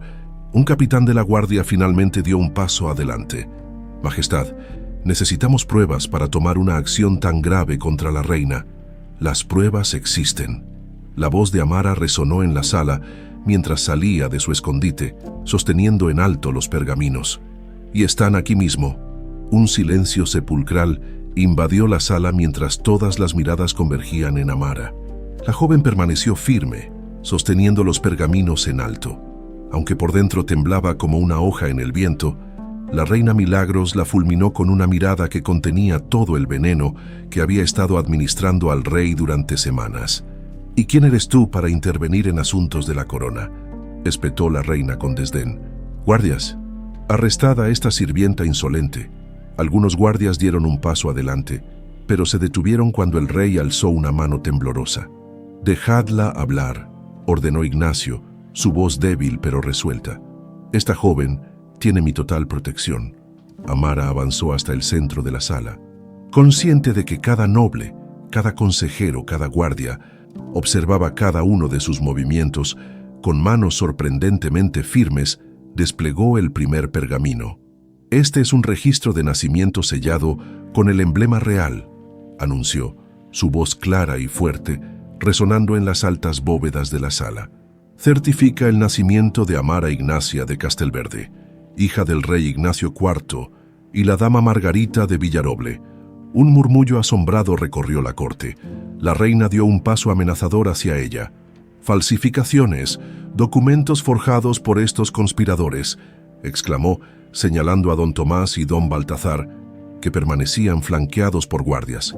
«Esta mujer es una impostora». Amara desplegó el segundo documento, el testamento real. Este testamento, firmado por su majestad, reconoce a su hija legítima como heredera de Castelverde en ausencia de otros descendientes directos, continuó imperturbable. «Y esta carta, escrita por mi madre antes de su muerte, revela el complot de la reina con el ducado de Monteferro, que ahora invade nuestras fronteras». La reina palideció visiblemente, pero se recuperó rápidamente. «Cualquiera puede fabricar sellos y firmas», replicó con desprecio. «¿Tenéis alguna prueba real, irrefutable, de estas absurdas acusaciones El rey dio un paso adelante, apoyándose pesadamente en don Baltasar, a quien los guardias habían liberado tras su intervención. «La prueba está en su sangre, Milagros», dijo con voz fatigada pero firme. «Todos los descendientes de la Casa Real de Castelverde nacen con la marca de la media luna». Un nuevo murmullo recorrió la sala. La marca de nacimiento era legendaria, conocida por todos los habitantes del reino. «Muéstrales, hija mía», pidió el rey a Amara, con manos temblorosas. Amara recogió su largo cabello, revelando la pequeña marca en forma de media luna plateada en la base de su nuca. Los cortesanos más cercanos se inclinaron para verla, y pronto la noticia se extendió por toda la sala en susurros asombrados. «Es idéntica a la del rey. Es verdad, es la marca real». La hija perdida, la reina, acorralada, mostró finalmente su verdadero rostro. Una sonrisa cruel se dibujó en sus labios mientras aplaudía lentamente. «Felicidades, Ignacio», dijo con voz gélida. «Has encontrado a tu bastarda. Una pena que sea demasiado tarde». Con un movimiento rápido, extrajo una pequeña daga de entre los pliegues de su vestido y agarró a Amara por el cuello, colocando el filo contra su garganta. «Nadie se mueva», ordenó. «Un paso, y la sangre real manchará este suelo». Los guardias desenvainaron sus espadas, pero se detuvieron ante el gesto desesperado del rey. «Milagros, por favor», suplicó Ignacio. «No cometas otro crimen, ya has hecho suficiente daño». «¿Daño?». La risa de la reina resonó, fría y carente de humor. «No tienes idea de lo que es el daño, Ignacio. Yo te di mi juventud, mi belleza, mi vida entera. ¿Y qué recibí a cambio? Un marido que suspiraba por una campesina muerta y que me miraba con desprecio cada noche». Mientras hablaba, comenzó a retroceder lentamente hacia una puerta lateral, arrastrando a Amara consigo, Julio, que había permanecido estratégicamente cerca de esa salida. Calculaba sus posibilidades. La mirada de Amara se cruzó con la suya, y un entendimiento silencioso pasó entre ellos. «Si alguien intenta seguirnos, ella muere», advirtió la reina, alcanzando la puerta. «Y cuando Monteferro tome este castillo, todos vosotros le seguiréis en ese momento». Amara cerró los ojos y dejó caer su peso. Fingiendo un desmayo, la reina, sorprendida, aflojó momentáneamente su agarre, el tiempo suficiente para que Julio se lanzara sobre ella. La daga cayó al suelo con un tintineo metálico. Los guardias rodearon inmediatamente a la reina, desarmándola por completo. «¡Traidores!», gritó Milagros mientras los guardias la sujetaban. «Todos vosotros lo lamentaréis. Monteferro no muestra piedad con los vencidos». El rey se acercó lentamente a ella, su rostro una máscara de tristeza y decepción. «El único acto de traición aquí es el tuyo, Milagros», dijo con voz cansada. «Conspirar con el enemigo, envenenar a tu propio esposo, intentar asesinar a mi hija, 2 veces, guardias, llevadla a la Torre Norte». Mientras se llevaban a la reina, quien seguía profiriendo amenazas y maldiciones, Julio ayudaba a Amara a levantarse. La marca en su nuca quedó nuevamente visible para todos, un recordatorio inequívoco de su verdadera identidad. «¿Estás bien?», preguntó Julio en voz baja, examinando el pequeño corte que la daga había dejado en su cuello. «Ahora sí», respondió ella, mirando al rey, que se acercaba con pasos inseguros. Ignacio tomó las manos de su hija recién encontrada, sus ojos brillantes de emoción. «Durante 20 años he vivido con el dolor de haberte perdido», dijo con voz quebrada. «Verte ahora frente a mí es como recibir un regalo del cielo». Pero la alegría del reencuentro se vio interrumpida cuando un mensajero irrumpió en la sala, su rostro descompuesto por el esfuerzo y la preocupación. «Majestad, las tropas de Monteferro han atravesado la última línea de defensa. Estarán a las puertas del castillo al amanecer». El silencio que siguió fue roto por don Baltasar. «La reina debe haber enviado un mensaje antes de ser descubierta», dijo con gravedad. «Han acelerado su avance». El rey se irguió, ignorando el dolor que atenazaba su cuerpo envenenado. «Prepararemos la defensa del castillo», declaró. «Julio, reúne a los capitanes de la guardia, don Baltasar. Envía mensajeros a nuestros aliados. Si Monteferro quiere guerra, la tendrá». Un nuevo espasmo de dolor lo dobló por la mitad, y habría caído si Amara, y Julio no lo hubieran sostenido. «Primero debemos llevarte a tus aposentos», insistió Amara, preocupada por la palidez extrema de su padre. «Necesitas descansar». Mientras lo ayudaban a caminar, el rey se detuvo de pronto y se volvió hacia la corte reunida. «Escuchad todos», anunció con voz débil pero clara. «Esta noche habéis sido testigos de la verdad. Amara es mi hija, mi sangre, y la legítima heredera del trono de Castelverde. Quien no la reconozca como tal será considerado traidor a la corona». Los nobles y consejeros, todavía aturdidos por los acontecimientos, inclinaron la cabeza en señal de aceptación. Algunos, sin embargo, intercambiaron miradas inquietas. Una plebeya, una sirvienta, convertida de repente en princesa heredera. Era más de lo que sus mentes tradicionalistas podían asimilar fácilmente. Ya en sus aposentos, el rey fue atendido por los médicos, mientras Amara, Julio, don Tomás y don Baltasar discutían urgentemente la situación. «Las murallas del castillo son fuertes, pero no resistirán indefinidamente», explicó don Baltasar, señalando puntos en un mapa desplegado sobre la mesa. «Y nuestras tropas están dispersas, engañadas por informes falsos que la reina envió hace días». «¿Cuántos hombres tenemos disponibles?», preguntó Julio. «Apenas 500 en el castillo», respondió el viejo consejero. «Monteferro trae al menos 3000. Un silencio pesado cayó sobre ellos. Las probabilidades eran abrumadoramente desfavorables. Amara estudió el mapa con intensidad, sus ojos recorriendo las líneas que representaban murallas, torres y... «Los pasadizos», dijo de repente. «Los pasadizos secretos que conectan el castillo con el exterior. La mayoría desembocan en el bosque del norte, ¿verdad?». Don Baltasar asintió perplejo. «Sí, pero ¿de qué servirían? No podemos evacuar a toda la población del castillo por ahí». «No me refiero a evacuar». Los ojos de Amara brillaron con determinación. «Si Monteferro espera encontrarnos tras las murallas, les daremos una sorpresa. Podemos usar los pasadizos para flanquearlos». Julio la miró con una mezcla de asombro y admiración. «¿Estás sugiriendo que ataquemos por la retaguardia? Es arriesgado, pero podría funcionar si dividimos sus fuerzas». «Exactamente», asintió Amara. «Y hay algo más. En la biblioteca encontré antiguos planos de guerra. Castelverde tiene una ventaja que Monteferro desconoce. Las catacumbas bajo la colina oriental».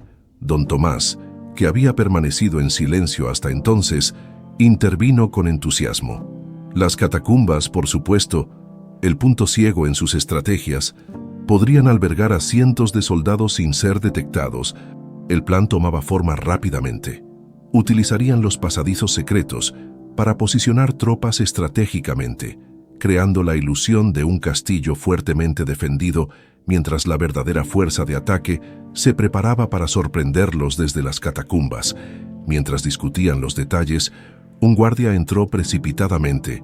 «La reina ha escapado», anunció jadeando. «2 guardias muertos y ella ha desaparecido». La noticia cayó como un balde de agua fría. Si Milagros lograba reunirse con las tropas de Monteferro, su plan podría ser revelado. «Debemos actuar ahora», decidió Julio. Antes de que pueda advertirles cuando se disponían a salir, el médico real emergió de la cámara del rey, su rostro sombrío. «El veneno está muy avanzado», informó con voz grave. «Su Majestad desea ver a su hija». A solas, Amara entró con el corazón encogido. El rey yacía entre almohadones, su rostro casi tan blanco como las sábanas, pero sus ojos brillaban con una claridad renovada. «Mi niña», susurró extendiendo una mano temblorosa hacia ella, «el tiempo se agota para mí, pero no para Castelverde. Debes tomar lo que es tuyo por derecho». Amara se arrodilló junto al lecho, tomando su mano entre las suyas. «No hables así, te recuperarás y gobernarás muchos años más». El rey sonrió débilmente. «Ambos sabemos que no es así». Tosió y un hilo de sangre manchó sus labios. «Escúchame, en el almacén de armas, tras el tercer escudo de la dinastía Altares, hay un compartimento secreto. Dentro encontrarás algo que te pertenece». Amara asintió, grabando cada palabra en su memoria. «¿Qué es, padre?» «La espada de la luna», respondió el rey, sus ojos brillando con un último destello de orgullo. el símbolo ancestral del verdadero gobernante de Castelverde. Con ella en tu mano, nadie cuestionará tu derecho. Afuera, los primeros rayos del amanecer comenzaban a iluminar el cielo, y con ellos, las tropas de Monteferro se acercaban inexorablemente al castillo, ignorantes de que la joven a la que una vez consideraron una simple sirvienta, ahora se preparaba para defender su reino como la verdadera hija del rey. El amanecer tiñó de rojo sangre las murallas de Castelverde, como un presagio del día que se avecinaba. Desde las almenas, los guardias observaban con terror el avance de las tropas de Monteferro, un mar de armaduras y estandartes negros que se extendía hasta donde alcanzaba la vista. Amara, acompañada por Julio, don Tomás y don Baltasar, recorría frenéticamente el almacén de armas. Su mirada escrutaba cada escudo colgado en las paredes de piedra hasta que finalmente lo encontró. El tercer escudo de la dinastía Altares, reconocible por su emblema de un león rampante bajo una media luna. «Aquí está», murmuró, palpando el borde del escudo hasta que sintió un mecanismo oculto. Con un chasquido metálico, un panel en la pared se deslizó revelando un estrecho compartimento. Dentro, envuelta en un paño de terciopelo azul descolorido por el tiempo, descansaba una espada de una belleza sobrecogedora. Su empuñadura de plata estaba adornada con zafiros que formaban una media luna, y la hoja, increíblemente conservada, reflejaba la luz con destellos azulados. «La espada de la luna», susurró don Baltasar con reverencia, «no se había visto en generaciones. Se dice que solo puede ser empuñada por el verdadero heredero de la sangre Castelverde». Con manos temblorosas, Amara tomó la espada. Esperaba que fuera pesada, pero resultó sorprendentemente ligera, como si hubiera sido forjada específicamente para ella. Al empuñarla, una extraña sensación de calidez recorrió su brazo, y los zafiros de la empuñadura brillaron con luz propia. «Es como si me reconociera», dijo asombrada. «Porque lo hace», confirmó don Baltasar. «La leyenda dice que la espada está vinculada a la sangre real. En manos equivocadas es tan solo acero, en las correctas». No tuvo tiempo de terminar la frase. Un guardia irrumpió en el almacén jadeando. «Las catapultas enemigas están en posición. Han comenzado a lanzar proyectiles contra la muralla este». El estruendo distante de piedras impactando contra las defensas confirmó sus palabras. Amara afianzó la espada a su cintura con determinación. «Es hora de poner nuestro plan en marcha», anunció. «Don Baltasar, dirigid la evacuación de los civiles por los túneles del oeste. Don Tomás, aseguraos de que los documentos reales estén a salvo». Se volvió hacia Julio, y por un momento su máscara de determinación se agrietó, revelando el miedo y la incertidumbre que ocultaba. «Ten cuidado», susurró él, tomando sus manos. «Este no es el tipo de batalla para la que nos hemos preparado. Ninguno de nosotros estaba preparado para esto», respondió ella con una sonrisa triste. «Pero tenemos que intentarlo. Un segundo impacto, más cercano que el anterior», sacudió los cimientos del castillo. «Las tropas están en posición en las catacumbas», informó un mensajero, que había aparecido silenciosamente a su lado. «Esperan vuestras órdenes». Amara respiró hondo, asimilando el hecho de que cientos de vidas dependían ahora de sus decisiones. Hace apenas unas semanas era una simple sirvienta. Ahora, con su padre agonizando, era efectivamente la gobernante de Castelverde. «Dadles la señal cuando el enemigo haya concentrado sus fuerzas en la muralla principal», ordenó, «y aseguraos de que los arqueros estén listos en las torres oeste y sur». El plan era arriesgado pero ingenioso. Permitirían que Monteferro enfocara su ataque en la muralla principal, aparentemente desprotegida, mientras sus propias fuerzas los flanqueaban desde las catacumbas y los pasadizos secretos. Si funcionaba, podrían rodear al ejército invasor en un movimiento de pinza mientras se preparaban para tomar posiciones. Un capitán de la Guardia Real se acercó a Amara con expresión grave. «Alteza, el rey solicita vuestra presencia». Su estado ha empeorado. El corazón de Amara se encogió. Había esperado poder despedirse de su padre después de la batalla, cuando pudiera informarle de su victoria. Pero el destino tenía otros planes. El rey Ignacio yacía en su lecho, su respiración apenas perceptible. Cuando Amara entró, intentó incorporarse sin éxito. «Mi niña», susurró con voz débil, «¿has encontrado la espada?» «Sí, padre», respondió ella, arrodillándose junto a la cama. «No te preocupes por nada ahora, defenderemos Castelverde». El rey asintió levemente, sus ojos vidriosos enfocándose momentáneamente. Quería ver a tu madre una vez más antes de partir», confesó. «En ti veo tanto de ella, su fuerza, su bondad». Amara luchó contra las lágrimas. Había encontrado a su verdadero padre solo para perderlo de nuevo. «Estaría orgullosa de ti», logró decir. «Ambos lo estamos». El rey tomó su mano con un último esfuerzo. «Hay algo más que debes saber», murmuró su voz apenas audible. «Milagros. Cuidado con ella. Es más peligrosa ahora que nunca. Si logró escapar, intentará». Un violento ataque de tos interrumpió sus palabras. Cuando cesó, el rey había dejado de respirar, su mano aún aferrándola de su hija.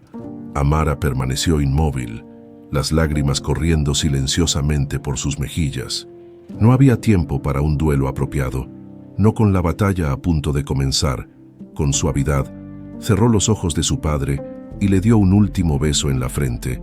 «Descansa, padre, protegeré lo que amabas». Al salir de la cámara real, la realidad la golpeó con toda su fuerza. Ahora era la reina de Castelverde, una reina sin coronación, liderando un ejército en inferioridad numérica contra un enemigo implacable. Los impactos de las catapultas enemigas se habían intensificado. Desde la torre principal, Amara contempló el panorama.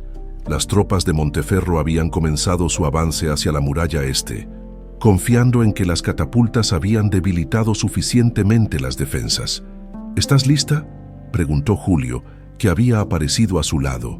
«No», respondió ella con honestidad, «pero no tenemos otra opción». Con la espada de la luna desenvainada, Amara dio la orden que todos esperaban. «Por Castelverde».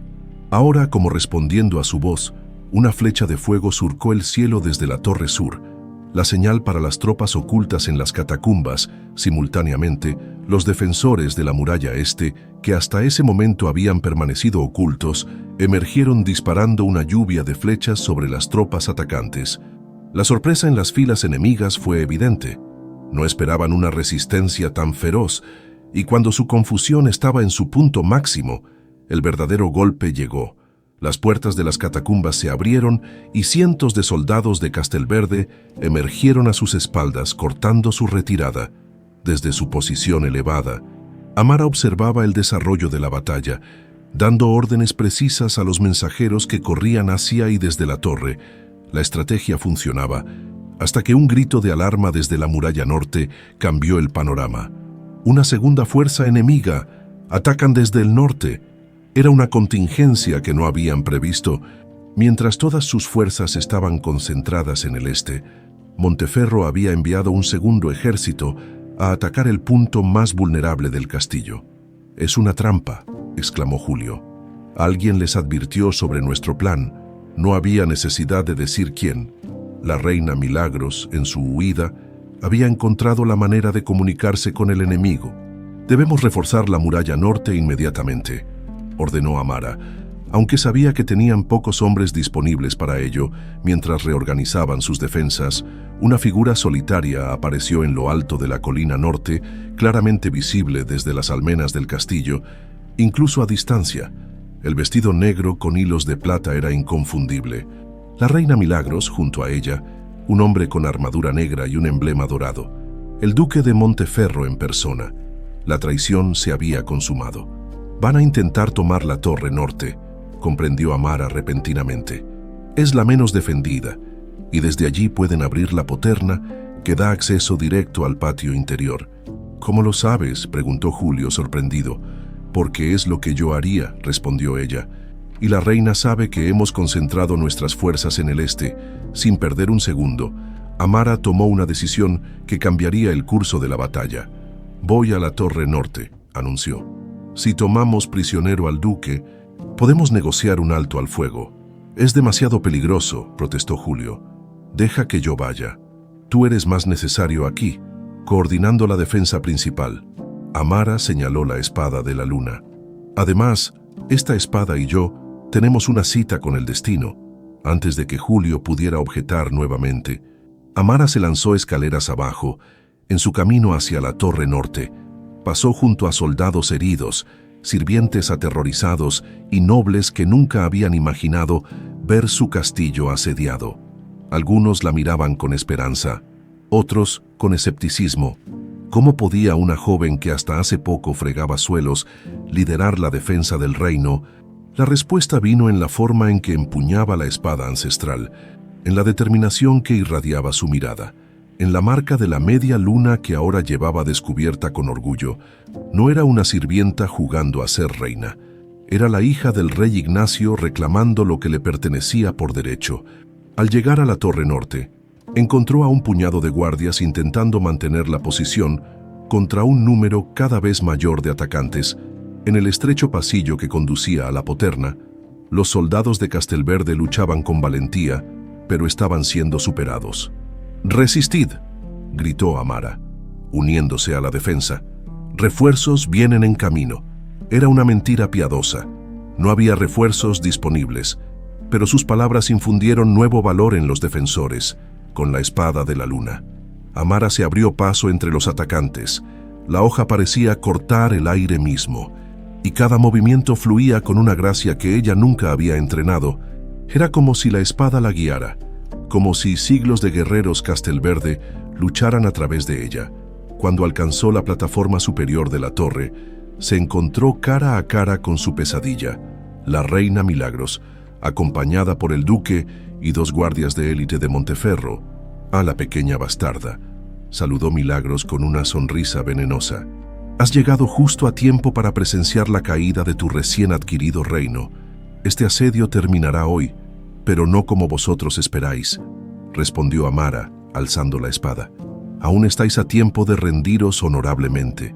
La risa de la reina resonó en la torre. «¿Rendirme, querida? Yo no me rindo. Yo gano siempre», señaló hacia el horizonte, donde más tropas de Monteferro se acercaban. «Ese es solo el primer contingente. Hay 5.000 más en camino». El duque, un hombre de mediana edad con rostro curtido por la guerra, dio un paso adelante.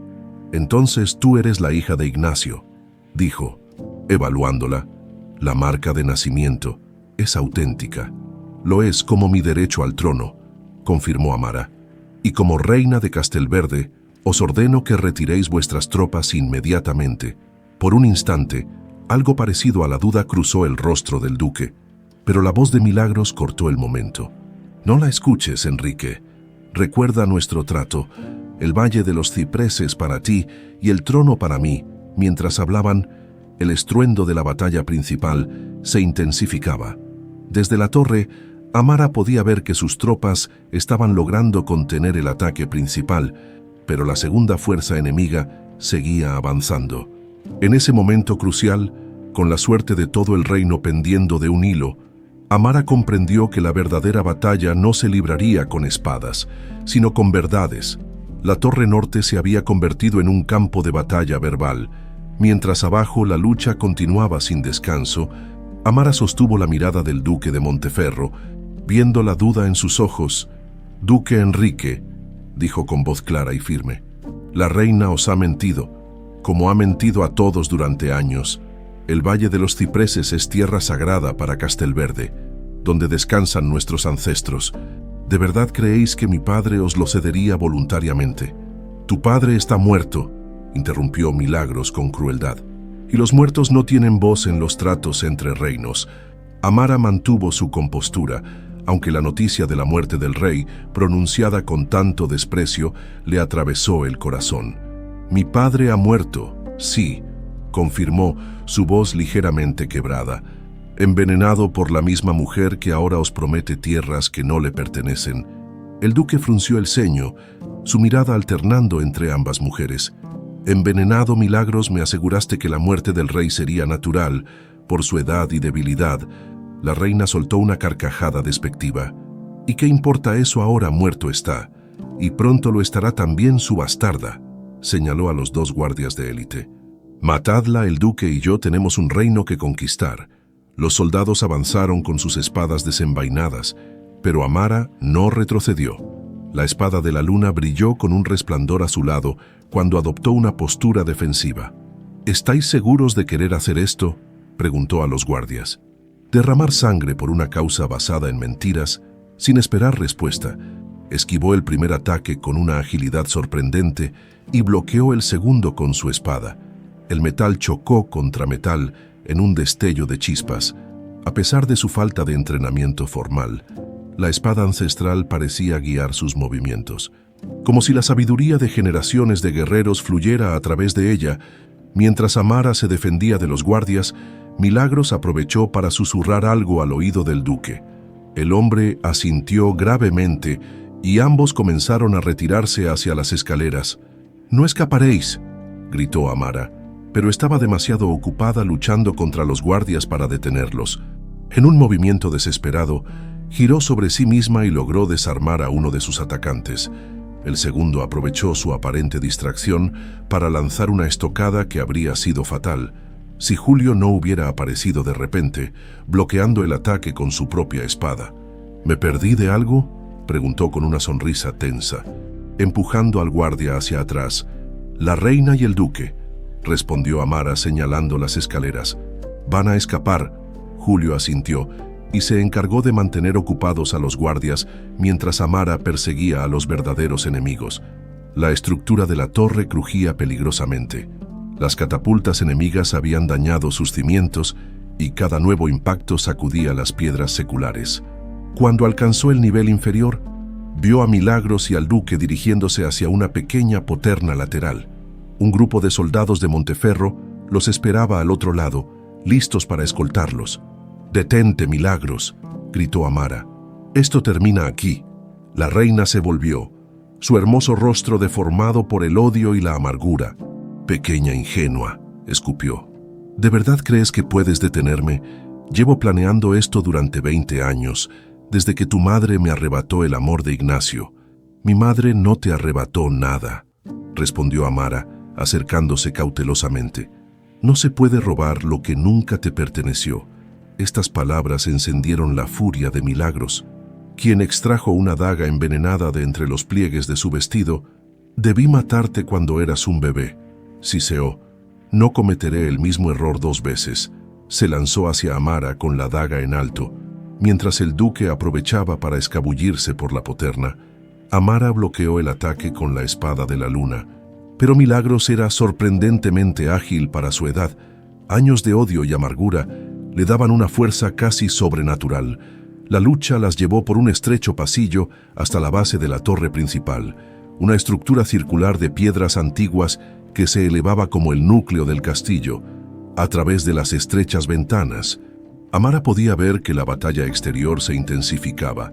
Sin el duque al mando, las tropas de Monteferro parecían desorganizarse, mientras los defensores de Castelverde aprovechaban para contraatacar. «Tus aliados te han abandonado», dijo Amara, esquivando otra estocada. «Ríndete ahora y tendrás un juicio justo». «¿Justo?», la reina rió amargamente. «No hay justicia en este mundo, niña, solo poder, y yo no renunciaré al mío». Un violento impacto sacudió la torre. Una enorme roca lanzada por una catapulta había golpeado la estructura, desencadenando un ominoso crujido. Pedazos de piedra comenzaron a caer del techo. «¡La torre se derrumba!», gritó Amara. «Debemos salir de aquí por un instante». El instinto de supervivencia pareció superar el odio en los ojos de Milagros, pero cuando Amara extendió su mano para ayudarla, la reina la rechazó con desprecio. «Prefiero morir que aceptar tu misericordia», declaró, retrocediendo hacia una ventana que daba al acantilado. Otro impacto sacudió la estructura. Una enorme grieta se abrió en el suelo entre ellas, separándolas. Piedras y escombros caían por todas partes, mientras la torre comenzaba a inclinarse peligrosamente. «Milagros, dame la mano», gritó Amara. Gritó, viendo que el suelo bajo la reina comenzaba a ceder. Por un instante fugaz, algo parecido al arrepentimiento, cruzó el rostro de la reina. Estiró su mano hacia Amara, pero cuando ésta intentó alcanzarla, Milagros cambió de expresión. Con un movimiento rápido lanzó su daga, que rozó el brazo de Amara, dejando un corte superficial. «Que el veneno te lleve al infierno, como a tu padre». Fueron sus últimas palabras antes de que el suelo se desplomara bajo sus pies. Amara intentó agarrarla, pero era demasiado tarde. La reina Milagros cayó hacia el vacío, su figura negra desvaneciéndose entre el polvo y los escombros, mientras la torre continuaba desmoronándose, con el brazo sangrando y sintiendo ya los efectos del veneno. Amara luchó por mantener el equilibrio mientras buscaba desesperadamente una salida. La estructura entera se inclinaba cada vez más, las piedras seculares cediendo ante las fuerzas que nunca fueron diseñadas para resistir. «Amara», la voz de Julio resonó desde algún lugar por encima de ella. «Por aquí». Alzó la vista y lo vio extendiendo su mano desde una pequeña abertura en el muro. Con un último esfuerzo, saltó y se aferró a él. Juntos lograron escabullirse por un pasadizo secundario, momentos antes de que la torre se derrumbara por completo. El patio principal del castillo era un caos de soldados, escombros y polvo. La caída de la torre había creado un estruendo que detuvo momentáneamente la batalla, como si ambos bandos necesitaran un instante para comprender lo que acababa de ocurrir. «La reina ha muerto», gritó alguien desde las almenas, «y el duque de Monteferro huye con sus guardias», efectivamente. A lo lejos, podía verse a un pequeño grupo de jinetes alejándose a toda velocidad, abandonando a sus tropas a su suerte. «Traición tras traición», murmuró Julio, sosteniendo a Amara, quien comenzaba a sentir los efectos paralizantes del veneno. «La daga estaba envenenada», logró decir ella, su voz debilitándose. «Como mi padre». Los médicos del castillo acudieron rápidamente. Don Tomás, con su conocimiento de hierbas medicinales, identificó el veneno, el mismo que había estado matando lentamente al rey. «Es belladona concentrada», declaró con preocupación. «Debemos actuar rápido». Mientras los médicos trabajaban frenéticamente para contrarrestar el veneno, don Baltasar organizaba la rendición de las tropas de Monteferro, que sin su líder y viendo su posición cada vez más comprometida, comenzaban a deponer las armas. Amara, semiconsciente, fue trasladada a los aposentos reales. La misma cama donde su padre había muerto horas antes, ahora acogía a la hija que apenas había conocido. «Lucha, Amara», susurraba Julio, sosteniendo su mano mientras los médicos aplicaban antídotos y cataplasmas. «Castelverde te necesita, yo te necesito». Durante 3 días Amara permaneció entre la vida y la muerte. La fiebre la hacía delirar, y en sus alucinaciones veía a su madre, a su padre, incluso a la reina Milagros, todos susurrándole palabras que no podía comprender. Al amanecer del 4.º día, mientras las primeras luces penetraban por las ventanas de la cámara real, Amara abrió los ojos. La fiebre había cedido y el color comenzaba a regresar a sus mejillas. «Julio», llamó con voz débil el príncipe, que había permanecido a su lado día y noche. Despertó sobresaltado de su duermevela. «Amara, gracias a los cielos», exclamó, besando su mano con alivio. «Pensamos que te perderíamos». «¿El reino?», preguntó ella, intentando incorporarse. «¿Qué ha pasado?» «Monteferro se ha rendido completamente», explicó Julio, ayudándola a sentarse. «El duque escapó, pero ha enviado emisarios solicitando la paz. Su traición con Milagros ha sido revelada a su propio consejo y ahora enfrenta una rebelión interna». Amara asintió, asimilando las noticias. «Y mi padre ha sido enterrado con todos los honores, junto a tu madre», respondió Julio suavemente. Don Baltasar encontró su sepultura secreta en el bosque y trasladó sus restos a la cripta real. Ahora descansan juntos, como siempre debió ser. Las lágrimas corrieron silenciosamente por las mejillas de Amara, lágrimas por un padre apenas conocido, por una madre nunca conocida, por una vida que podría haber sido y nunca fue. Una semana después, cuando sus fuerzas se habían recuperado lo suficiente, Amara descendió al gran salón del castillo, apoyada en el brazo de Julio. La corte completa, los capitanes del ejército y los representantes del pueblo la esperaban. Un silencio reverente cayó sobre la asamblea cuando apareció vistiendo un sencillo vestido azul que realzaba la marca de la media luna en su nuca. Ahora orgullosamente visible con su cabello recogido, don Baltasar avanzó hacia ella, portando un cojín de terciopelo sobre el cual descansaba la corona de Castelverde. No era una corona ornamentada como las que Milagros había preferido, sino una sencilla diadema de plata con una única piedra lunar en el centro, la misma que habían usado los primeros reyes de la dinastía. Amara Ignacia de Castelverde, anunció el anciano consejero con voz solemne, hija legítima del rey Ignacio IV y la dama Margarita de Villaroble, portadora de la marca de la luna, empuñadora de la espada ancestral. El trono de Castelverde os pertenece por derecho de nacimiento y por derecho de conquista. Juráis proteger el reino y a su pueblo, gobernar con justicia y sabiduría, y defender la verdad por encima de todo. Lo juro, respondió Amara con voz clara y firme, arrodillándose para recibir la corona. Cuando la diadema tocó su frente, un murmullo asombrado recorrió la sala. La piedra lunar brilló con un resplandor azulado, el mismo que había emanado de la espada de la luna durante la batalla. «Larga vida a la reina Amara», proclamó don Baltasar. «Larga vida a la reina», coreó la asamblea. Amara se levantó, ahora oficialmente reina de Castelverde, y dirigió su mirada hacia Julio, que la observaba con orgullo y un amor que ya no necesitaba ocultarse. «Mi primer decreto como reina», anunció al silenciarse las aclamaciones. «El príncipe Julio, que luchó valientemente por este reino cuando otros lo traicionaron, permanecerá a mi lado, no como rey, sino como príncipe consorte. La corona y el poder de Castelverde no se compartirán ni se diluirán». Un nuevo aplauso estalló.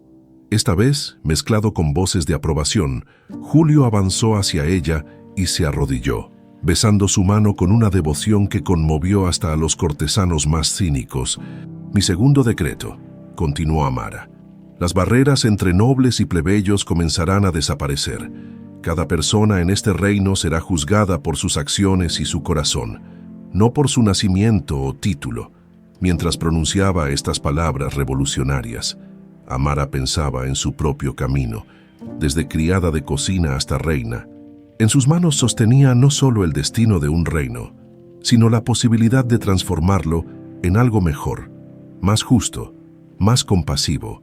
Y así, la niña que entró al castillo como esclava, ahora gobernaba con la sabiduría adquirida en sus experiencias entre los humildes y el conocimiento obtenido a través de su estudio secreto, llevando en su corazón tanto la fuerza y simplicidad de su madre campesina como la nobleza y sentido de justicia de su padre rey.